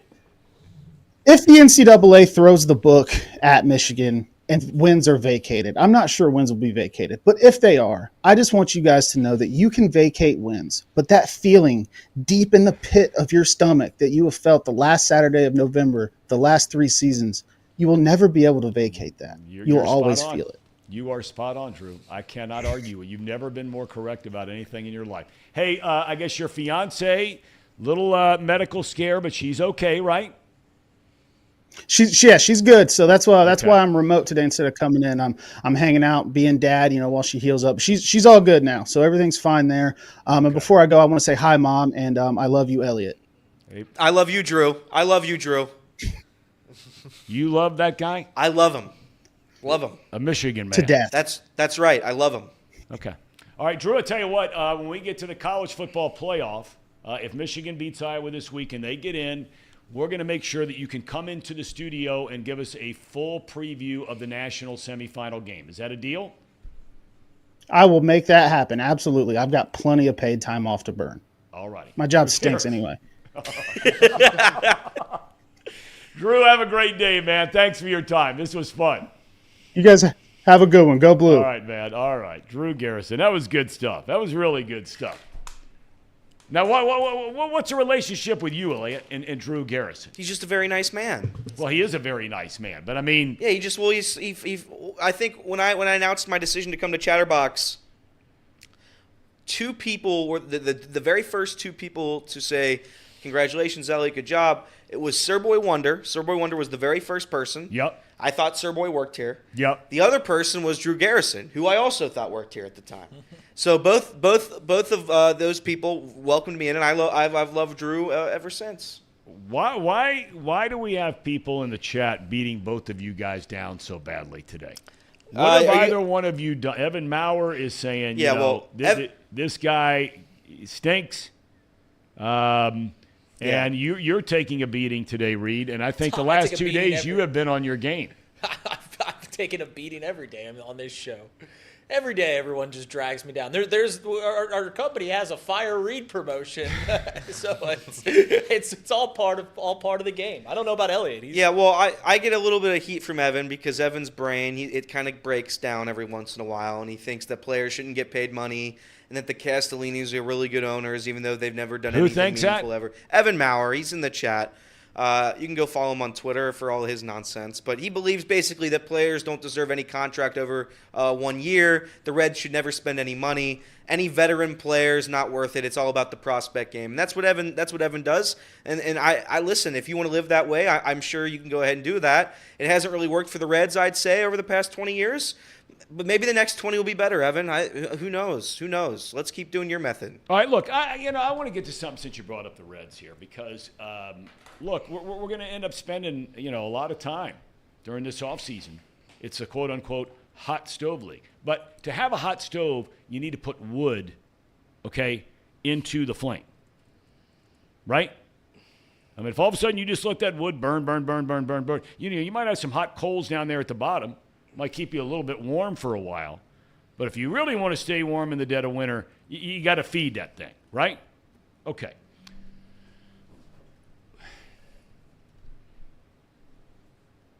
All four of you guys, well, I'm going to take Reed out of that because he's not a big Reds fan. But not a little Reds you fan. other three guys, Trace on Chatterbox Reds. Casey started following baseball and went to more games than anybody in the room this year, I think. Yeah. All right? Sure. And then, of course, Elliot with you, being a hardcore Reds fan. I got to ask you, fellas, when all of a sudden do you start saying, I asked the question all of last winter. You guys laughed at me morning, noon, and night. The chat used to make fun of me when I asked, are the Bengals better this year than they were a year ago? Everybody laughed. Oh, our window's wide open. We're kicking ass and taking names. They're 5-6. When are the Reds going to do something? Because we've seen the St. Louis Cardinals, and I'm asking this sincere. I'm not asking this to beat anybody up. I'm not beating down the Castellinis. I'm not beating down Nick Kroll. I'm asking you as a fan. When are you going to all of a sudden start watching teams, forget if the Yankees or somebody signed Shohei, right? Or the Dodgers or something. Okay, fine, go. Do whatever you want to do. But when the Cubbies go out and they bring in Craig Counsell as a manager, whether you think a manager makes a big deal or not, Craig Counsell is one of the top 2 or 3 guys out there. And they just paid him a king's ransom to come in and manage the team. So at least you're getting, from a managerial standpoint, a severe upgrade, I think. Okay? Then you're watching the St. Louis Cardinals, who they come out and they say publicly, not behind the scenes, and behind these little walls, and we're going to all of a sudden keep everything a really tight plan that we're going to do this year. They're saying to the public, boys and girls, we stunk last year. We ain't going to stink again. Or at least we're going to go down swinging if we do. And here they come. Lance Lynn, all right. 1 year's $10 million, not too shabby, man. $10 million in today's game is pocket change, right? Should be. Now Sonny Gray. Now, whether you think money. Sonny Gray is worth $15, $20 million, $25 million. All right. Well, look, we can sit there and debate that from now till the end of time. All it takes is one owner who thinks that he's good enough for $25 million, and he's getting $25 million. Period. End. But when are you going to start to ask the question, what are we doing? And when are we doing it? Yeah, and my biggest concern was that Nick Kroll, hashtag get crawled, Nick Kroll is going to look at this roster and say, well, we have every position filled out.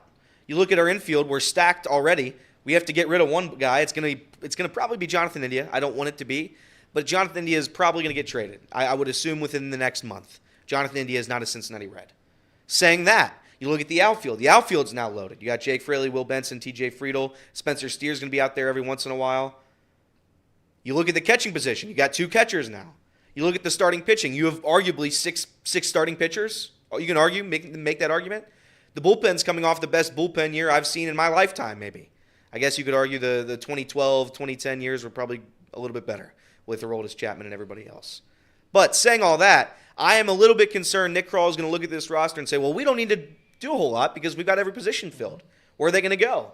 Everybody wants all these prospects up, but the issue with that, if you want all these prospects up, you're going to run out of room a little bit, especially at the starting pitching area.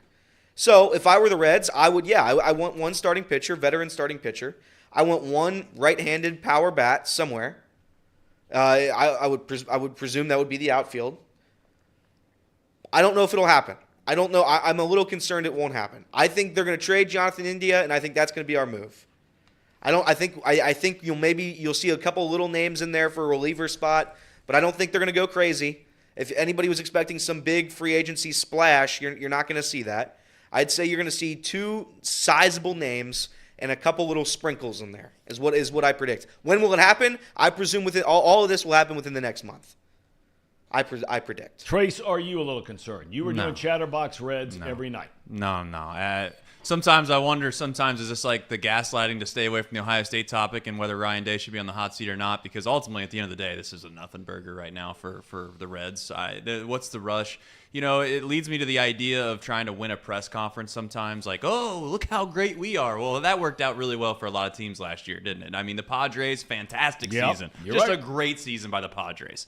And then, the Mets, fantastic season for the Mets. Spend as much money as you possibly can. Keep going. Go, go, go, go. You want to spend 3 years, $75 million on Sonny Gray, who has injury problems or has had injury problems, and you think that's going to fix all the holes that exist within the Cardinals. By the way, I don't think it's a bad deal for the Cardinals. They're obviously going, I don't want to say all in, but they are certainly trying to make a push while they have some of these guys on the back end of their careers, like Goldschmidt and Arenado. Those guys might have maybe a couple good years left in them.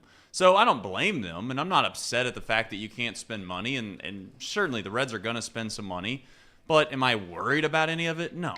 The only thing that irritates me sometimes in this city is that you let one fan base or you let one franchise upset you about the next one, right? It's like just because the Bengals have fallen off the face of the earth doesn't mean now that the Reds have to go and fill a void or a hole in your life and go out and get somebody while the other teams are making moves. None of this is relatively important right now, in my opinion. Like I said before, this Reds team, as much as I'm excited about it, I also am not naive to the idea they have a lot of young players that are not proven, and I'm not even all that sure that one starting pitcher is going to ultimately do it. If you went out and got Sonny Gray, do I think that puts him over the top? I don't. I really don't. This Reds franchise, and the way that I'm going to judge Nick Krall, is ultimately not going to be through free agency. It's going to be, can he justifiably get guys through trades and draft well and bring up a farm system where you're not always begging and going out and trying to fill holes. You can't miss on guys like Rhett Lauder. Rhett Lauder has to be a good arm in 2 years max, right? Floyd needs to be a decent arm in a couple years max. So we're not always looking for this hole to fill. Now, granted, you have to spend some money, Tom, we all know, in free agency. But, I mean, right now, today, to say that I'm concerned, I'll put it this way.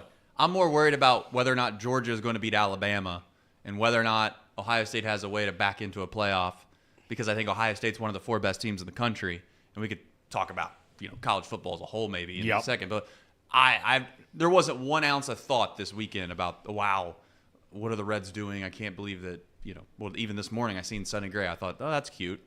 I thought about it for 3 seconds. Okay. All right. Well, I mean, I just sit here and I think to myself, because I think there are parallels. I think you're spot on. What you said about how one team's downfall in our town leads us to start to look at another team, right? Because a lot of people are saying, when does baseball start around here? And we still got a full college basketball season to go. And UC is off to a really good start. And they might get another player back eligible and make them even better. Maybe. They got one back already. Right. And we'll get all of that, as time goes by and we get more into the college season.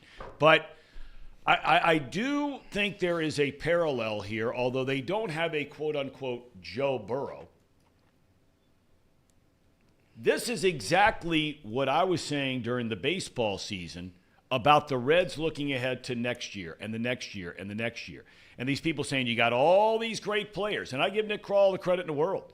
He's laid it right out there and said, hey, look, they might have looked good this first year in the big leagues, but, baseball history's been littered with guys that come back a second and a third year and they're nothing. I mean, they just fall off the table. Okay? And I don't want that to happen to these guys. I want to see them come out, Steer and McClain and De La Cruz and Friedel and all these guys. I want to see them, Encarnacion Strand, play great.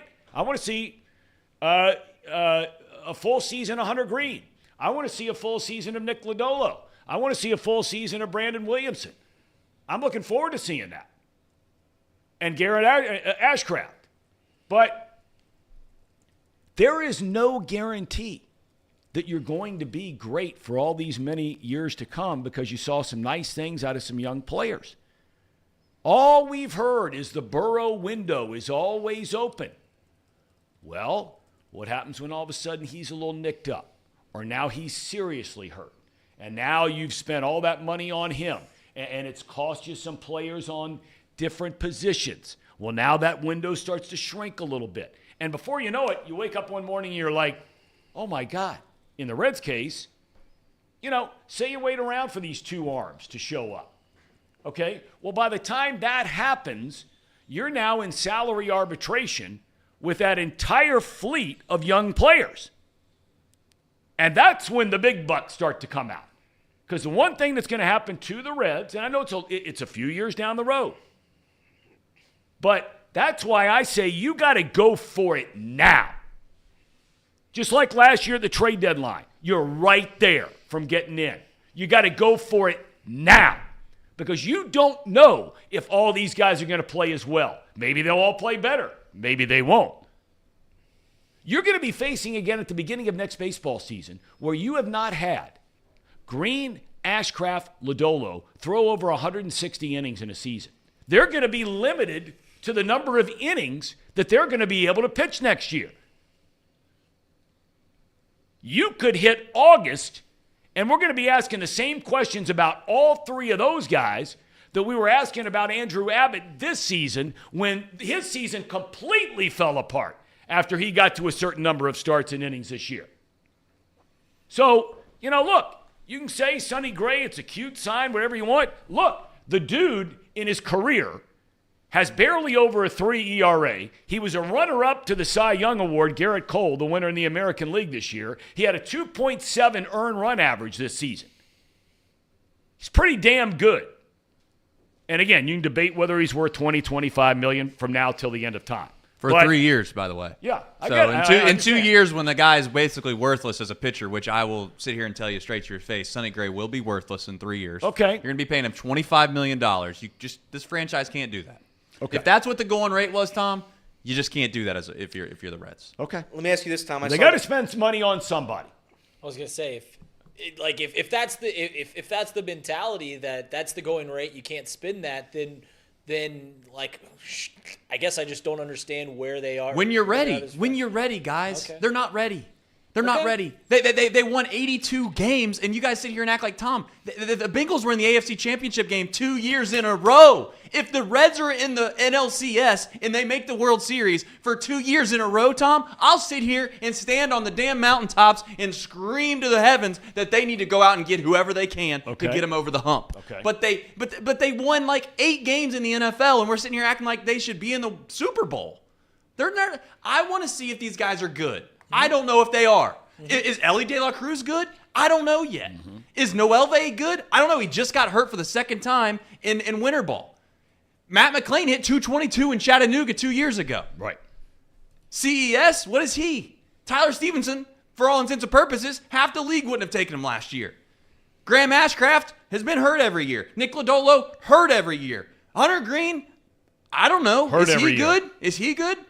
So it sounds like I'm pessimistic to all these players, but what I am saying is I'm not here to sit here and say, wow, we got to go get a frontline starter for the next 2 years because that's what's going to get us over the top. No, let's see what we have. Let's be patient for just a half a second in this town, which I know is hard when you waited 20 years. I get that. I'm not naive to that, Tom. But they're not right there. They're just not. Now, I hope I'm wrong and they come out and they have 3 All-Stars next year. But this team had how many All-Stars last year? They had 1. It was their closer. Fact. Yeah, the path forward for the Reds, and I'm not telling you guys anything that you don't know, isn't about what free agents they sign, what trades they make. It's about development. Listen, I look at the Cincinnati Reds, I see two paths, two very distinct paths. Everyone compared them to the Baltimore Orioles, right? The Reds look very similar to what the Baltimore Orioles were a season ago. The Reds might turn into what the Baltimore Orioles are, a 100-win team. They really might. If things keep developing in the right way, they keep turning the right way. But in the same jest, they can wind up like the Chicago White Sox. You guys remember the Chicago White Sox 4 years ago? They had Luis Robert, Eloy Jimenez. They had Tim Anderson. Abreu. And Abreu, Dylan Cease, Lucas Giolito, all these young guys who are still only 26, by the way. And they win 83 games in the AL Central. This team's going to be a contender for years to come. 3 years later, none of the guys got better besides Luis Robert. And they are blowing it up and starting new. So what path are the Reds going to go down? Are they going to develop into this team that could be similar to the Baltimore Orioles? Or are they going to go the way of the Chicago White Sox and not get any better, and all these young players that you get all excited about was just a dud? The payroll is almost at zero, I'd say. For the average spending MLB team, the Reds' payroll this season, right now, as where we stand, it's essentially nothing. We're paying no money anywhere. Right. Saying that, they will spend, they will do something. Trace is right, you should be patient. But at the same time, the Diamondbacks just got to a World Series, and I would say we're as talented as the Diamondbacks, right? I think And the Diamondbacks have made what moves this offseason? Well, I mean, they have a little bit more wiggle room now. I mean, hold Well, on. he just they well, get a little bit. But you can't say the Reds and the Diamondbacks are the same team and then turn around and say, well, they don't need to do anything. They just made the World Series. I think if you looked over didn't say they were the same. broad, he didn't say that. He's saying over the broad body of work, 162-game schedule, which weeds out this and weeds out that, the Diamondbacks won 2 more games than the Reds. So you could logically say at the end of the regular season when it ended this year, you could basically say the Diamondbacks or the Reds are the same team, basically. And I would argue that the Reds have a more talented team than them. Now, they did not have starters pitch as consistently well as the top 2 guys. But let's not forget, as Reed has pointed out, when they're bringing up Fott to pitch in the postseason, they sent this guy to the minor leagues 3 times this year because he couldn't get me out. So when the regular season ended, they were basically the same team. 2 of the youngest teams in the year, 2 clubs, 100 games, losses from a year or 2 before. 2 of the worst teams in the league. Reds 2 years ago, Diamondbacks 3 years ago. They're building it from the ground up. They're not spending any money on free agent players. And so at the end of 162, you're looking at them, they're a wash. Well, the Diamondbacks, they made a bunch of deals to improve that bullpen that just got them in. And then what happened when they got in? So now what they do moving forward, I would bet money that Mike Hazen, their general manager, is going to be wheeling and dealing. That's my opinion because, like you just said, they're not spending any money on anybody. Yeah, none. So I don't know. To answer your question, no, I'm not concerned. I saw this question on Reds Twitter, Tom. Would you trade one World? So let's say next year the Reds win the World Series. Would you be okay with that, knowing that the next 9 years would be losing seasons, or would you rather have 10 winning seasons but never have a World Series? I don't think that was it. That's what I saw. What's your answer? My answer would be World Series, and the rest of the years don't get to it or win it. Win it. A World Series championship, or be competitive and give yourself a chance for the next 10 seasons. But never be guaranteed. That's what it was. That's what it was. It was asking you, do you want one in the hand or 2 in the I think I'd take the 10 years of having a shot. Yep. So would I. And this guy got slandered all over social media for it. Who did? You did? No, not me. There was another, genuine thing. 10 years, yeah. There was another genuine account that was being serious. He said, I would rather have 10 years of a 90-plus win team than to be guaranteed 1 World Series and 9 terrible seasons. And I don't think that's a really bad take at all. But man, it's got slandered all over the internet. I don't understand that. I don't understand that. Yeah, I would compare it to the NFL. I would take 10 years of the Bengals going 11-6, 12-5, and get a chance to make the postseason or get in the postseason and win the Super Bowl. Roll the dice. Yeah, As opposed to just give us the Super Bowl and then we'll be 4-13 for the rest of the time. Because all you'd be doing for the next 10 years after you win the World Series is bad-mouthing everybody in sight. Right. It's just not fun. As opposed to talking every single year, summer after summer after summer after summer. We're in first. We're going to get in. We're division champs. I mean, in that 10-year period, you're going to win 4, 5, 7 division titles, right? Win 90 or more games every year, probably pretty much a guarantee most years. Agree. If you're in the hunt, I'd take that all day, every day. Now, if you told us, which is the part where I think many people misled, if you told me that they were going to play 10 years and you guaranteed me no World Series, right? Then that changes the dynamic significantly, which is not what he said. Can I ask you this? What do you think? Let's say Betfred has a line. Over under a half World Series for the Reds in the next 10 years. You taking the over or the under? I mean, I'd easily take the under because there's 30 teams in Major League Baseball. There's the Cubs won one World Series, brother, in 100 years. Correct. My point is that it's so rare to win a World Series, especially being the Cincinnati Reds, who respectfully, I'm going to say this with love and respect, they've been a failure for the past 20 years. But you're giving me a 90-plus win team for 10 years. What's the over-under on that, brother? You're going to give me that?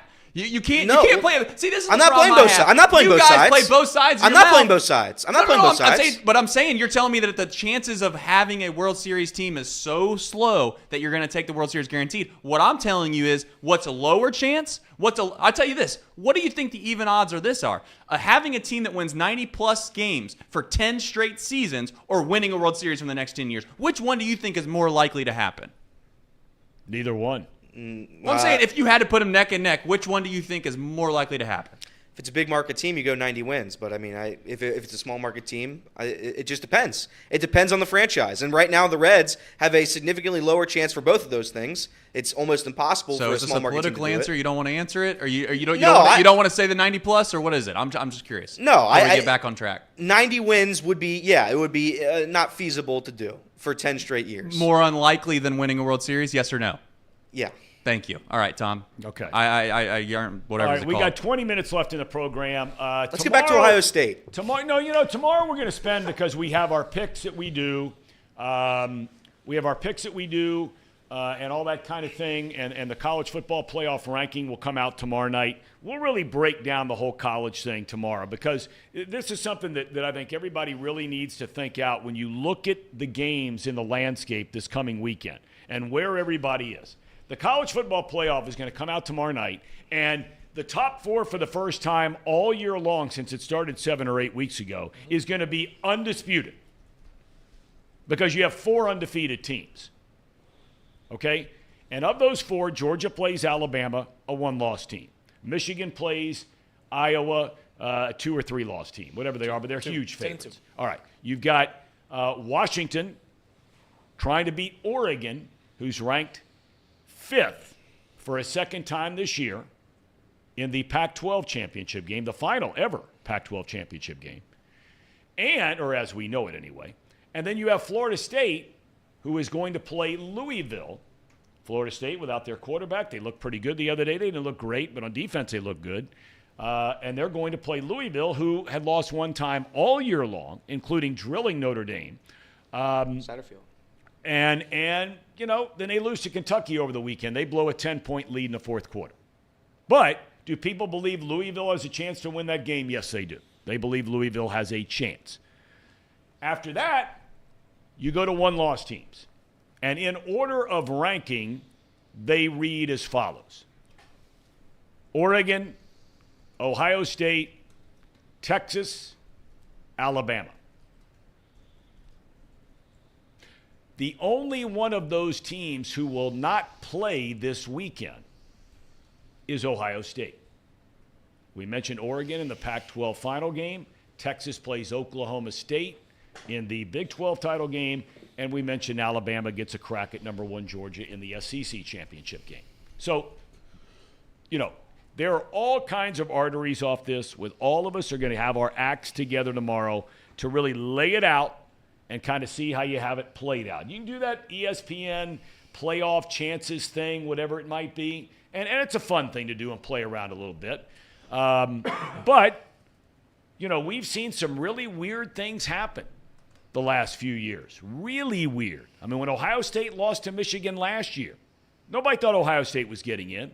even though many people thought they were without a doubt one of the top 4 teams in the country. They got in, and they were a missed field goal away from beating Georgia in the semis, which probably meant they'd have won the final against TCU. So you don't know. The whole Texas-Alabama thing, right? Texas's best win is against Alabama. But what if Alabama beats Georgia? Does Alabama deserve to go in ahead of Texas, who beat them during the year? What about Oregon? Now, if they avenge their only loss of the season to Washington, who will be a 3rd-ranked team, Oregon hasn't beaten anybody. I mean, for all the talk of the Pac-12 early in the year, it once again is not a good conference. They're a lot like the Big Ten and the SEC. They got 2 teams. It's basically what they are. It's a 2-team league. And you got 2 of them in the top 5 right now in Oregon and Washington. But their best win is against Oregon State. Now, if they win that game, they beat a number 3 team. But does that mean as a Pac-12 conference champion that they would go in over Ohio State? That's why tomorrow night's rankings, and we'll get into this tomorrow, is going to be fascinating to see where Ohio State is in relation to Oregon tomorrow night. I think it's really going to be interesting. But anyway, all right. What did I miss? Oh, yeah. Reed Mouse? Haven't gotten to this We're yet. ready to go. We got our let's rock last and roll. 15 minutes of what did I miss yesterday? Yeah, so what I saw, I guess, is the better way. I'm sure most of you guys saw this. I was actually doing the Bengals post-game show and was sitting there as I was doing it, watching the end of the Jags-Texans game. And I'm a Jags homer, I guess. I believe that they're a very good team. I think a lot of people around say that they're not very good. I don't know why you would think that. I know they started 1-2, but they've been pretty damn good since then. I saw they had a 10-point lead or a two-possession lead in the fourth quarter. I'm like, the Jags won again.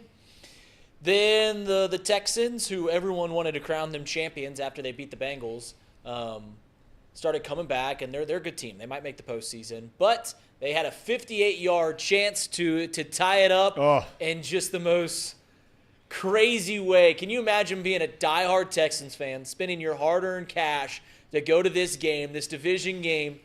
You got Armadillo kicking a 58-yard field goal here, and just doink right off the crossbar, off the crossbar, Tom.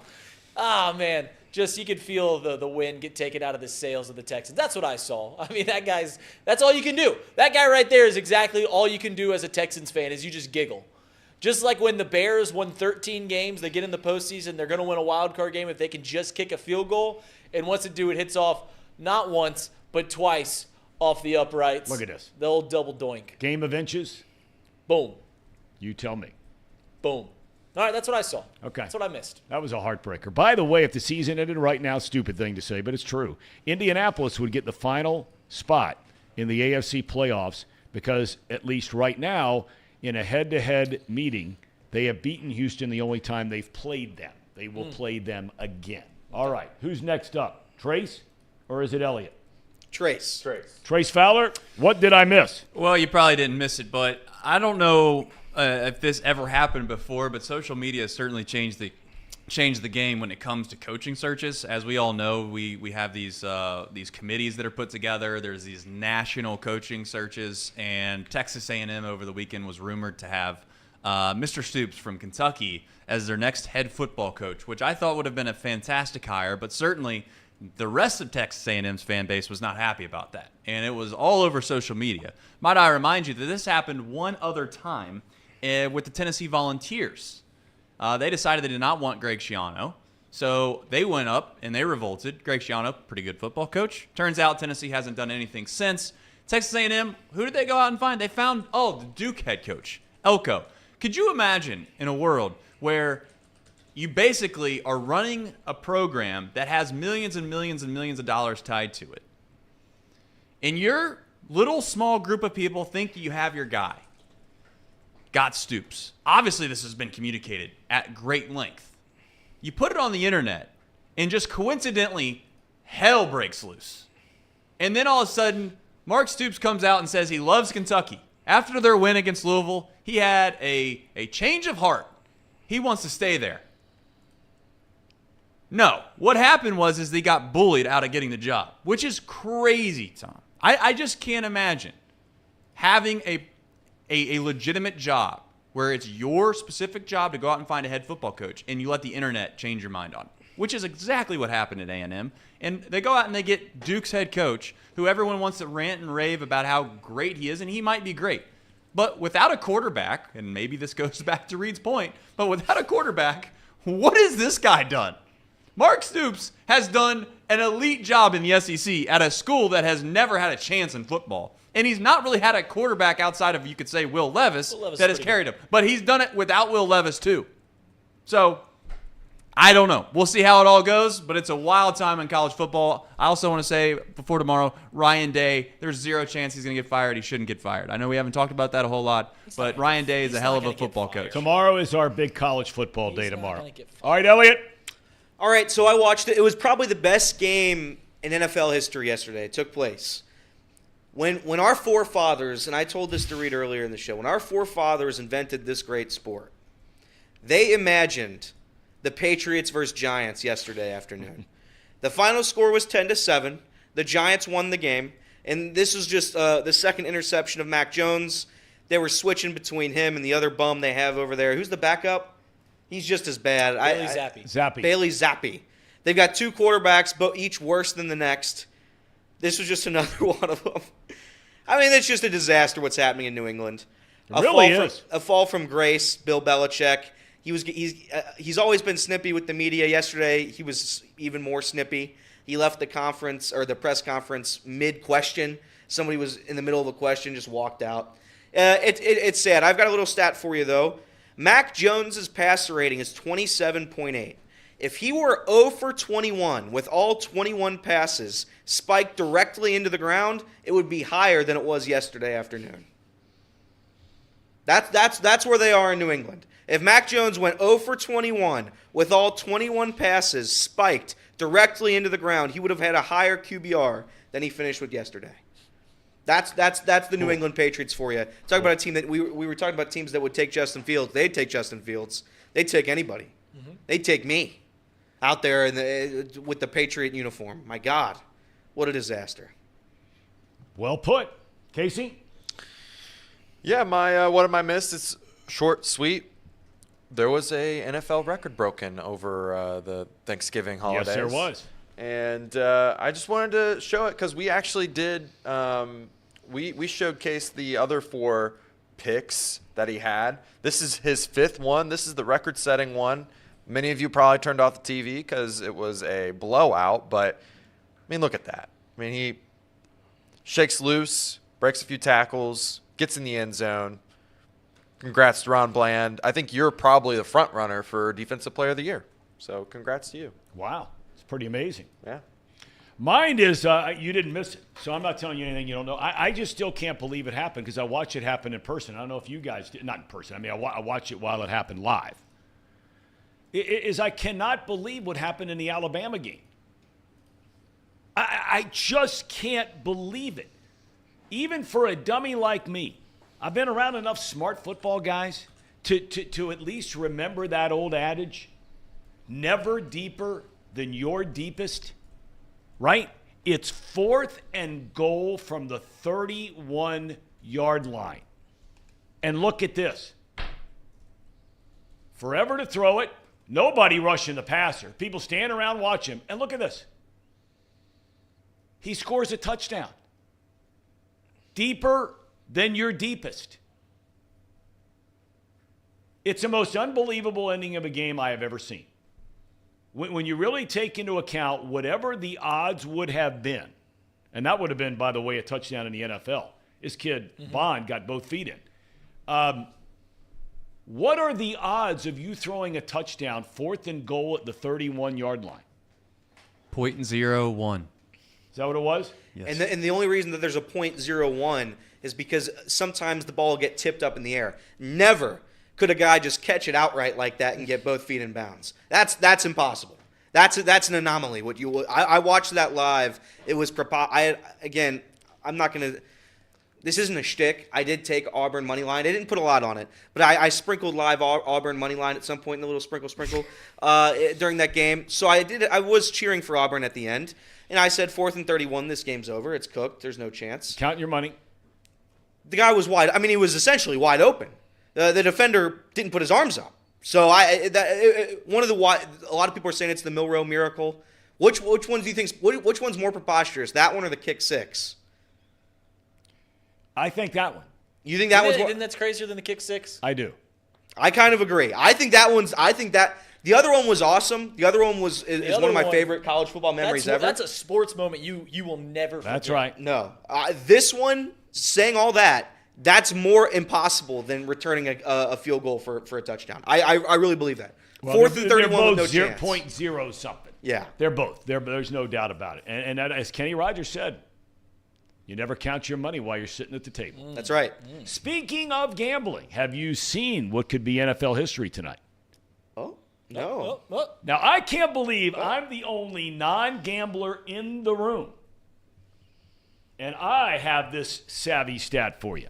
Ooh. NFL betting history can be made tonight on Monday Night Football if the Vikings can cover the 3-point spread as a favorite over the Chicago Bears. Favorites have covered 12 of the 15 NFL games this weekend. Never. The record in a single weekend was this weekend and 2017. 12 favorites covered. Tonight could be a 13th. How many did you have? You know what that means? Who were the dogs that won? The Bills covered. The Bills, right? The Bills was a push. Or was it a push? I thought it was 4. The Green Bay Packers. Okay, the Packers beat the Lions. The Giants. So they were a big spread there, right? Right. Let's see. The Giants. You had, yep. I know all the favorites won on the Giants and the Atlanta Falcons. Wow. That's incredible. That means Vegas had a really bad week.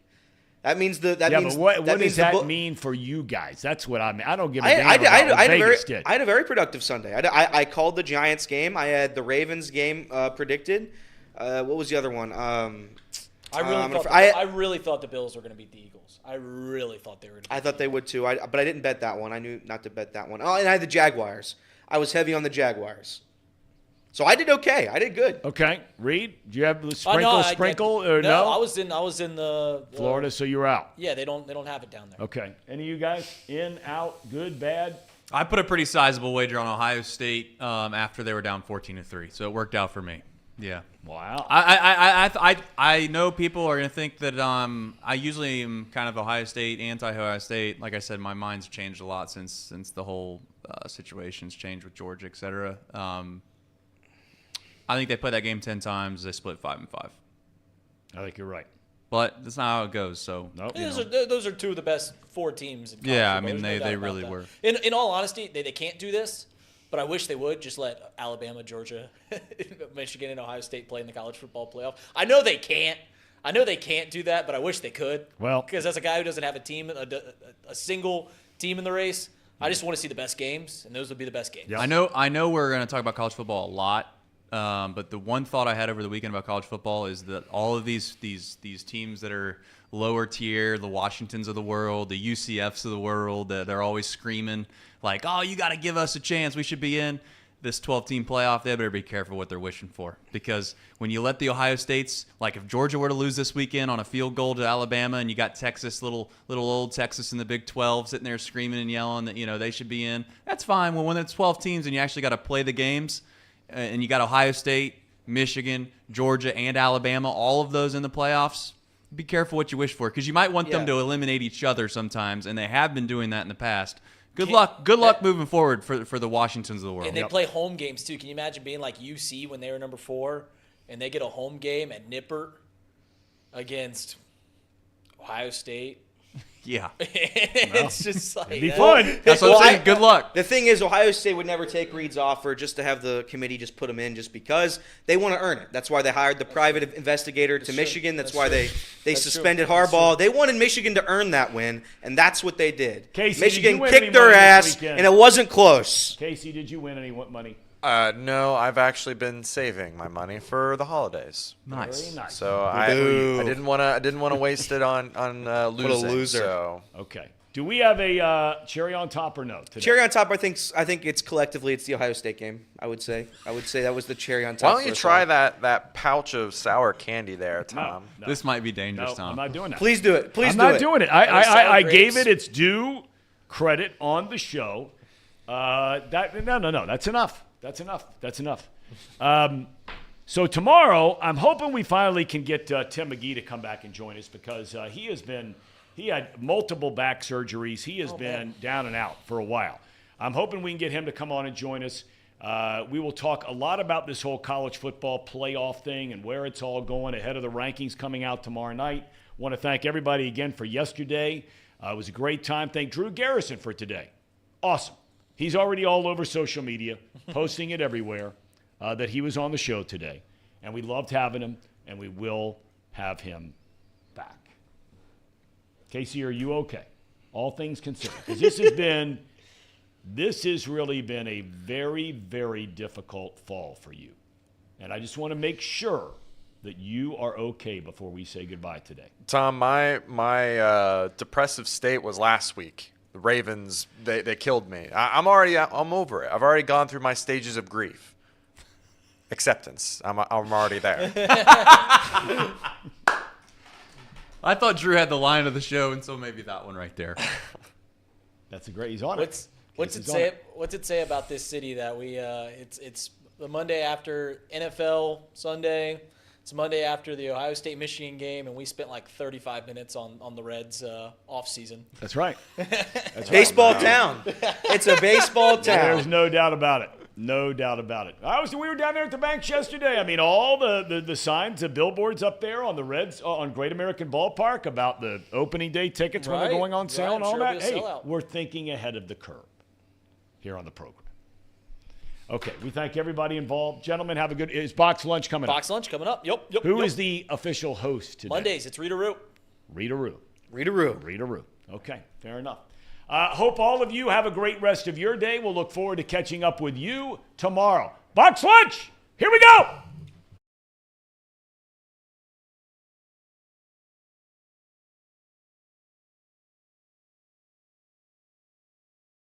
I must admit, I didn't think much of this show the first time I laid eyes on it. Seemed like a bunch of stiffs wasting nice microphones.